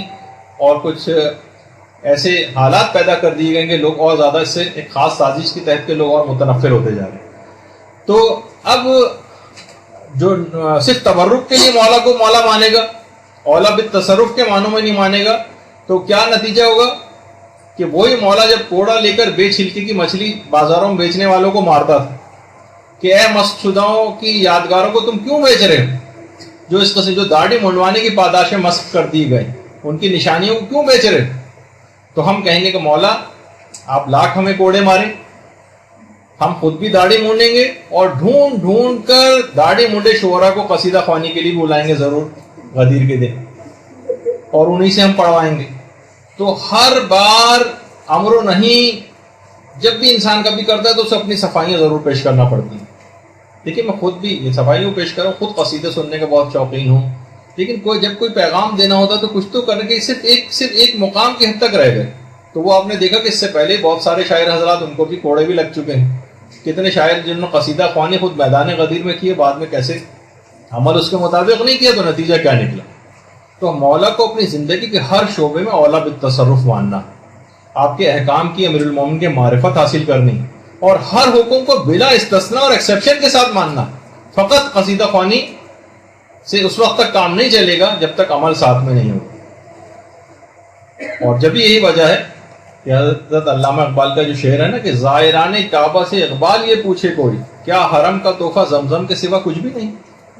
یعنی جس وقت انسان وہاں جاتا ہے وہاں سے صرف حاجی حضرات صرف زمزم, وہ بھی اپنی جگہ فضیلت کا حامل اور تحفہ ہے واقع, لیکن امام کے ساتھ وہ جو ولایت کا اعلان جو ہوا تھا وہاں اس سرزمین کے اوپر, جب حج کر کے تم واپس آ رہے ہو تو اس کی کوئی خوشبو, اس کی کوئی تجدید عہد وہ بھی تمہارے ساتھ واپس جانا چاہیے.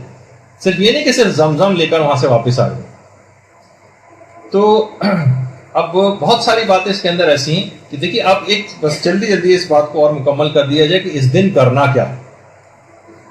دیکھیے خوشی کا دن ہے, ہر وہ کام اس دن آپ کو کرنا ہے جس کا شریعت میں اجازت دی گئی ہو, جس کی انسانی ضمیر بھی اجازت دی. ایسا کوئی بھی پروگرام جس میں انحراف ہو جو یا ابھی یا آئندہ کبھی شریعت سے متصادم ہونے والا اس کام کو روک دینا. کچھ ہی سال پہلے اسی شہر کراچی میں 3 شعبان ایک شیعہ مومن کے علاقے سے ملحقہ ایک جگہ پر باقاعدہ 3 شعبان کو جشن کے موقع پر بعض حضرات نے ایک سازش کے تحت ایک رقاصہ و گلوکارہ کو اس پروگرام کے اندر جو بلایا گیا, اور آج کل خاص طور پہ قوال کو ہر جگہ انٹری کروائی جاتی ہے ان کی. تو بہرحال اب دیکھیے لیکن کیا کیا کہ اس علاقے کے لوگوں نے ایک براہ راست امر بالمعروف اور نہی عن المنکر کیا, اس بات کو پریشر دے کے رکوا دیا پہلے مرحلے میں. ایک آدھ دفعہ بھی ایسے پروگرام ہو جائے تو بعد میں باطل اتنا مضبوط ہو جاتا ہے وہ کھڑا نہیں جا سکتا اس کو. تو بہرحال اور خاص طور پر یہاں کہوں کہ یہاں بزرگوں کی ذمہ داری زیادہ ہے. بزرگ سارے اس معاملے میں پیچھے ہو جاتے ہیں, جوانوں کو آگے کر دیتے, جوانوں کا خون ذرا گرم ہوتا ہے, تیز ہوتا ہے, فتنے فساد کی نوبت آتی ہے.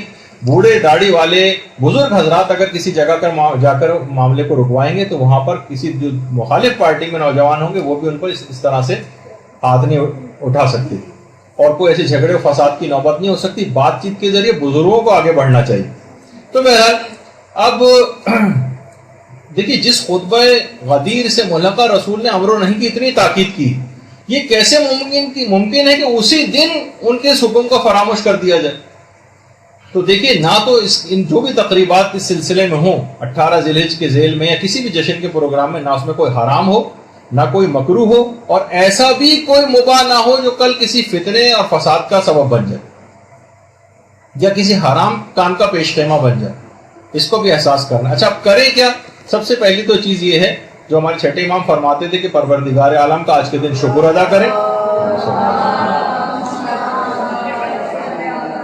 اور خدا کی حمد و ثنا اس دن کریں. دوسری ذمہ داری، اب جلدی جلدی ان ذمہ داری کو بھی لکھ لیں. ہمارے 8ویں امام فرماتے ہیں کہ اس دن سب سے مسکرا کر ملیں، یہ مسکرانے کا دن. جو بھی ایک دوسرے سے مسکرا کر اس دن ملے گا، خدا کی نظر کرم اس پر ہوگی اور 1000 حاجتیں اس مسکراہٹ کی وجہ سے اس کی پوری کی جائیں گی. اور خدا موتیوں کا ایک محل، سفید موتیوں کا ایک محل جنت میں اس کو عطا کرے گا صرف مسکرا کر ملنے سے.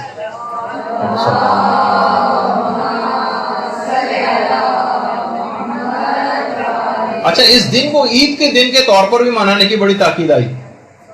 ہمارے 8ویں امام یہ بات ارشاد فرماتے ہیں کہ جو بھی اس دن کو عید کے طور پر منائے گا اس کے مال میں برکت زیادہ خوب ہو جائے گی.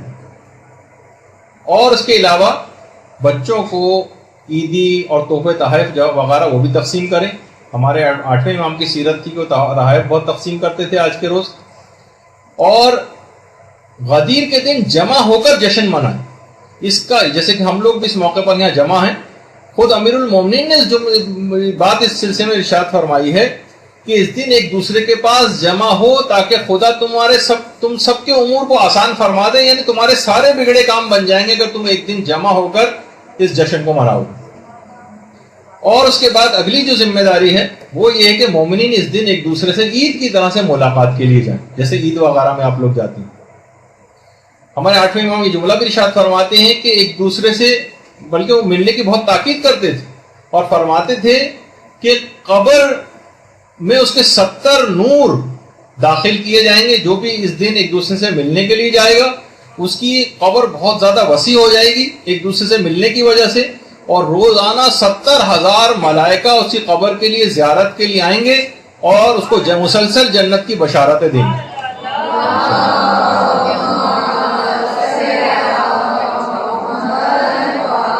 علماء اور مراجع ایک دوسرے سے ملاقات کے لیے جاتے ہیں. یہ آیت اللہ جعفر سبحانی ہے جو آیت اللہ شیخ جواد تبریزی سے ملاقات کے لیے پہنچے. اچھا، اسی طرح سے اس دن زیارت امیر المومنین کی بڑی تاکید. اس دن زیارت امیر المومنین ضرور پڑھی جائے. جو ان کی قبر مبارک پہ براہ راست جا سکے وہ وہاں جا کر اس زیارت کو انجام دے، اور جو وہاں نہیں پہنچ سکتا وہ اپنے وطن میں بھی رہ کر اس زیارت کو پڑھ سکتا ہے. اور خاص طور پر زیارت امین اللہ کی بھی خاص طور پر بڑی تاکید آئی. اور روایت میں کہ 60 سال کے گناہ اس کے معاف ہو جاتے ہیں.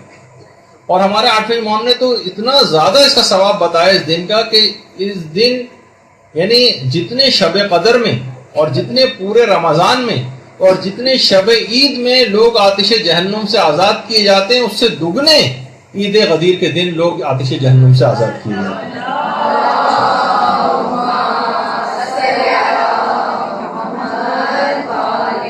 اور ایک 2 رکعت کی نماز جو کہ ہم نے اس پہ اپنے فیس بک کے اکاؤنٹ میں بھی جو ہے لگائی تھی، وہ اس دن کے نزدیک آدھے گھنٹہ پہلے اس کا ٹائم ہے تقریباً زور سے. لیکن جو اس وقت نہیں پڑھ سکے وہ اب بھی پڑھ سکتے ہیں اس کو، اور جو اب نہ پڑھ سکیں وہ اگلے دن یا بہرحال کسی نہ کسی عنوان سے نماز کو پڑھ ہی لیں. کہ اگر اس طریقے سے جو اس کے اندر لکھا ہوا ہے کہ 2 رکعت کی نماز اگر کوئی پڑھ لے گا تو 6 امام جملہ ارشاد فرماتے ہیں کہ اسے 1 لاکھ حج اور 1 لاکھ عمرے کا ثواب دیا جائے گا. 1 لاکھ حج اور 1 لاکھ عمرہ.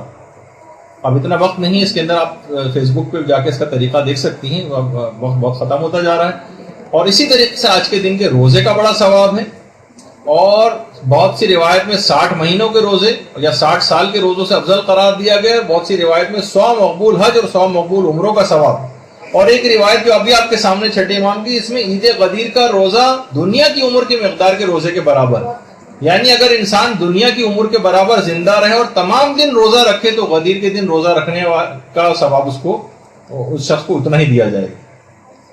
تو بہرحال روزے کے حوالے سے ہے. اچھا، پھر اس دن خوشبو لگانے کی بڑی تاکید آئی ہے.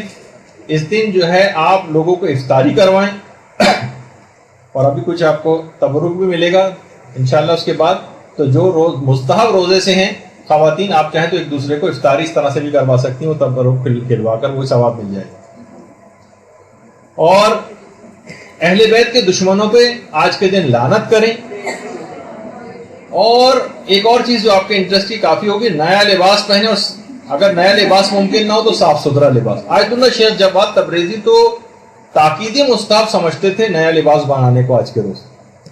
اور ایک دوسرے کو مومنین مبارکباد دیں، اور یہ کہہ کر مبارکباد دیں. کچھ تو مفاتی کے اندر بھی طریقے ہیں، لیکن الحمدللہ الذی جعلنا من المتمسکین بولایت امیر المومنین والائمۃ علیہم السلام، یہ کہہ کر ایک دوسرے کو مبارکباد دیں. اور آج کے دن صدقہ دینے کی بھی بڑی تاکید آئی. 1 درہم یا 1 روپیہ صدقہ دینا آج 2 لاکھ درہم یا 2 لاکھ روپے دینے کے برابر، اتنا زیادہ ثواب. آج کے دن کثرت کے ساتھ درود پڑھنے کی بڑی تاکید آئی ہے.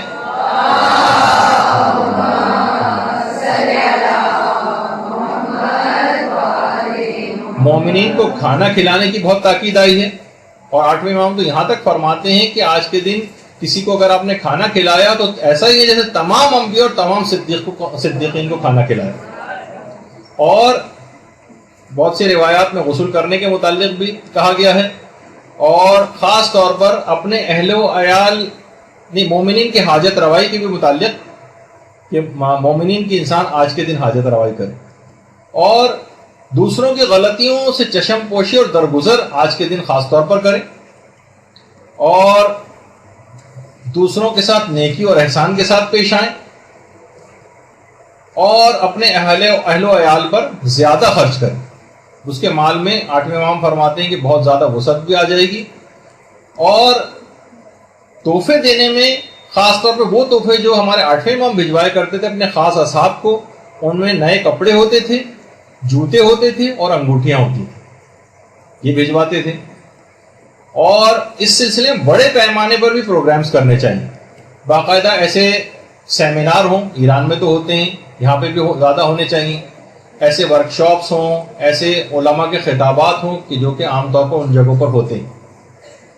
اور کچھ والدین کے لحاظ سے بھی ذمہ داریاں ہیں کہ کم سے کم مائیں اس دن اچھا سا کھانا جو جسے بچے اور گھر والے شوق سے کھائیں، ایسے کھانوں پکا کے رکھیں تاکہ ان کو خوشی کا ایک احساس ہو.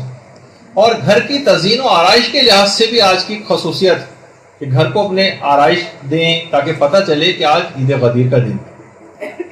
اسی طرح سے بچوں کو خاص طور پر تیار کرنا، ان کو اچھا لباس پہنانا. بچوں کے سلسلے میں ایک ذمہ داری اور ہے کہ مثلا ان کی کوئی ڈیوٹی لگائیں کہ وہ احادیث سنائیں، کوئی تقریری ان کا جو ہے مقابلہ جو ہے وہ کروا دیں، کچھ قصیدے ان سے پڑھوائیں، کچھ ان کو انعامات دیں، اور بچوں کی شرارتوں وغیرہ سے درگزر کریں، شرارتوں سے درگزر کریں تاکہ عید کی خوشی کا احساس ان میں باقی رہے. کیونکہ یہ اس ماننے والے کا دن آپ منا رہے ہیں کہ جب اپنے ملزم کو لوگوں نے رسیوں سے باندھ دیا تھا تو اسی علی نے کہا تھا کہ اس کی گرفت کو ہلکی کرو، دیکھتے نہیں کہ رسی اس کی کھال کاٹنے کو اور وہ تکلیف میں ہے. یہ اسی علی کو کا دن منایا جا رہا، تو یہاں لوگوں کی خطاؤں اور غلطیوں سے درگزر کرنا ہے. اور استاد اور معلم کے لحاظ سے بھی اس سلسلے میں ذمہ داریاں ہیں کہ اس موضوع پر خوش قسمتی سے یہاں تو کلاسی منعقد ہو گئی کہ اس سلسلے میں ضرور اس موضوع کی مناسبت سے جہاں جہاں استاد اور معلم وہ خطابات کریں. اس میں بچوں کے لحاظ سے بھی یہ ہے کہ ان کو بریفنگ دی جائے، اس دن کی اہمیت بتائی جائے، فضیلت بتائی جائے، فائدے، اعمال تحریری و تقریری یا خطاطی وغیرہ کے مقابلے یہ اس دن باقاعدہ جو ہے بچوں کے کروائے جائیں تاکہ احساس رہے ہوں. اس کے علاوہ کوئی پروگرام بھی ہو سکتے ہیں، منقبت وغیرہ قصیدہ خوانی بھی ہو سکتی ہے، تبرک بھی تقسیم کروائیں، اور اس طرح سے مختلف اور ایک عقد اخوت جو کہ مفاتی کے اندر بھی لکھا ہوا ہے کہ ایک دوسرے کے ہاتھ پر ہاتھ رکھ کے باقاعدہ دعا پڑھی جائے، جس کا نتیجہ یہ ہے کہ جب تک میں جنت میں داخل نہیں ہوں گا جب تک کہ تمہیں اپنے ساتھ نہ لے لوں گا، اور میں اپنے آج سے تم پر تمام اپنے حقوق کو معاف کرتا ہوں سوائے ملاقات کے، دعا کے اور شفاعت کے. ان 3 حق، یہ میں 3 حق میرے ذمہ میں نے تمہارے ذمہ رکھے، باقی سارے حقوق میں معاف کرتا ہوں. اور بس اس کے اندر ایک آخری بات بس یہ اور کہہ دی جائے کہ بہرحال دیکھیے عید غدیر آخری کلمات ہیں، آپ بے چین ہو رہی ہیں، تبرک تھوڑی دیر میں مل جائے گا آپ کو.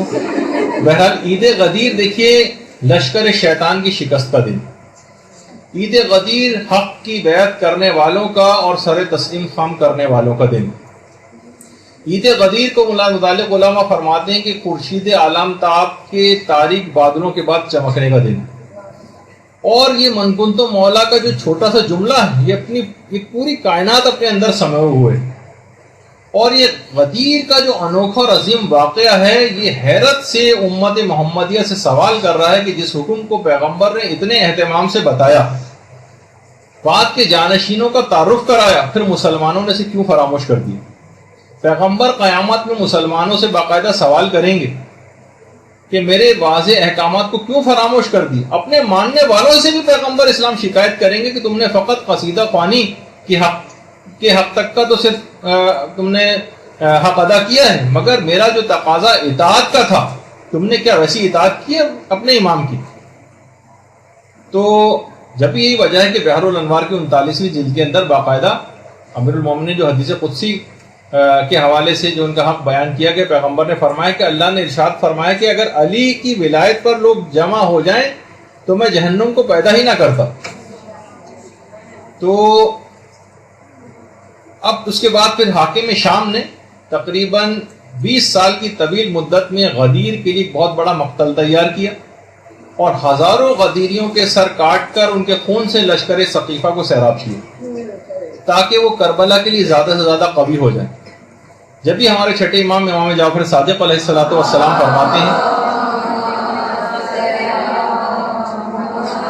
کہ جس دن غدیر کے مقابلے میں ثقیفہ کا عہد نامہ لکھا گیا ہے، امام حسین اسی دن شہید ہو گئے۔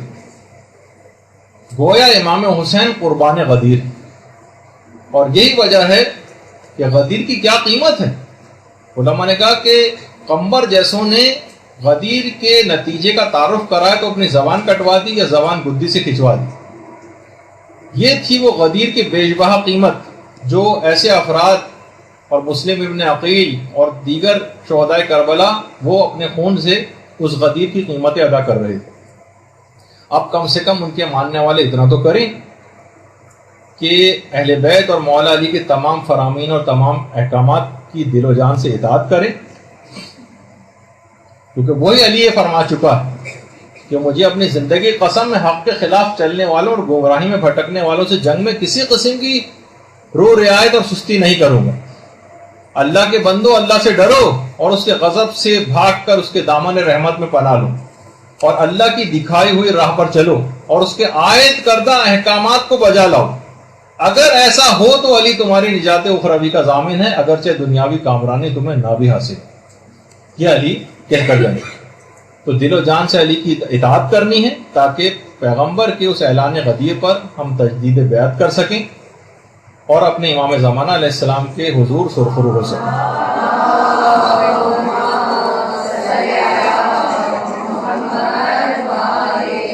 اب آپ کو جو بھی قصیدہ خوانی کرنی ہو وہ آپ کر لیں۔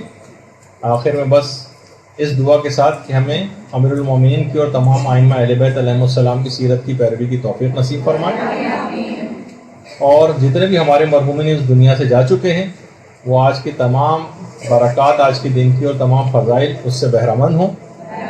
اور بہت سے لوگوں نے اپنے مریضوں کی شفا یابی کا بھی کہا ہے، خاص طور پر اس مدرسے کے ایک محسن وہ آج کل کافی زیادہ علیل ہیں اور ان کے خانوادے نے بھی آپ سے ان کی دعائے صحت کی اپیل کی ہے، تو آپ لوگ خاص طور پر ان کو بھی اپنی دعا کے اندر آج یاد رکھیں۔ وصلی اللہ علی محمد وآلہ الطیبین الطاہرین۔ الجل الجل الجل الجل یا مولا الجل الجل الجل الجل الجل الجل یا صاحب السماء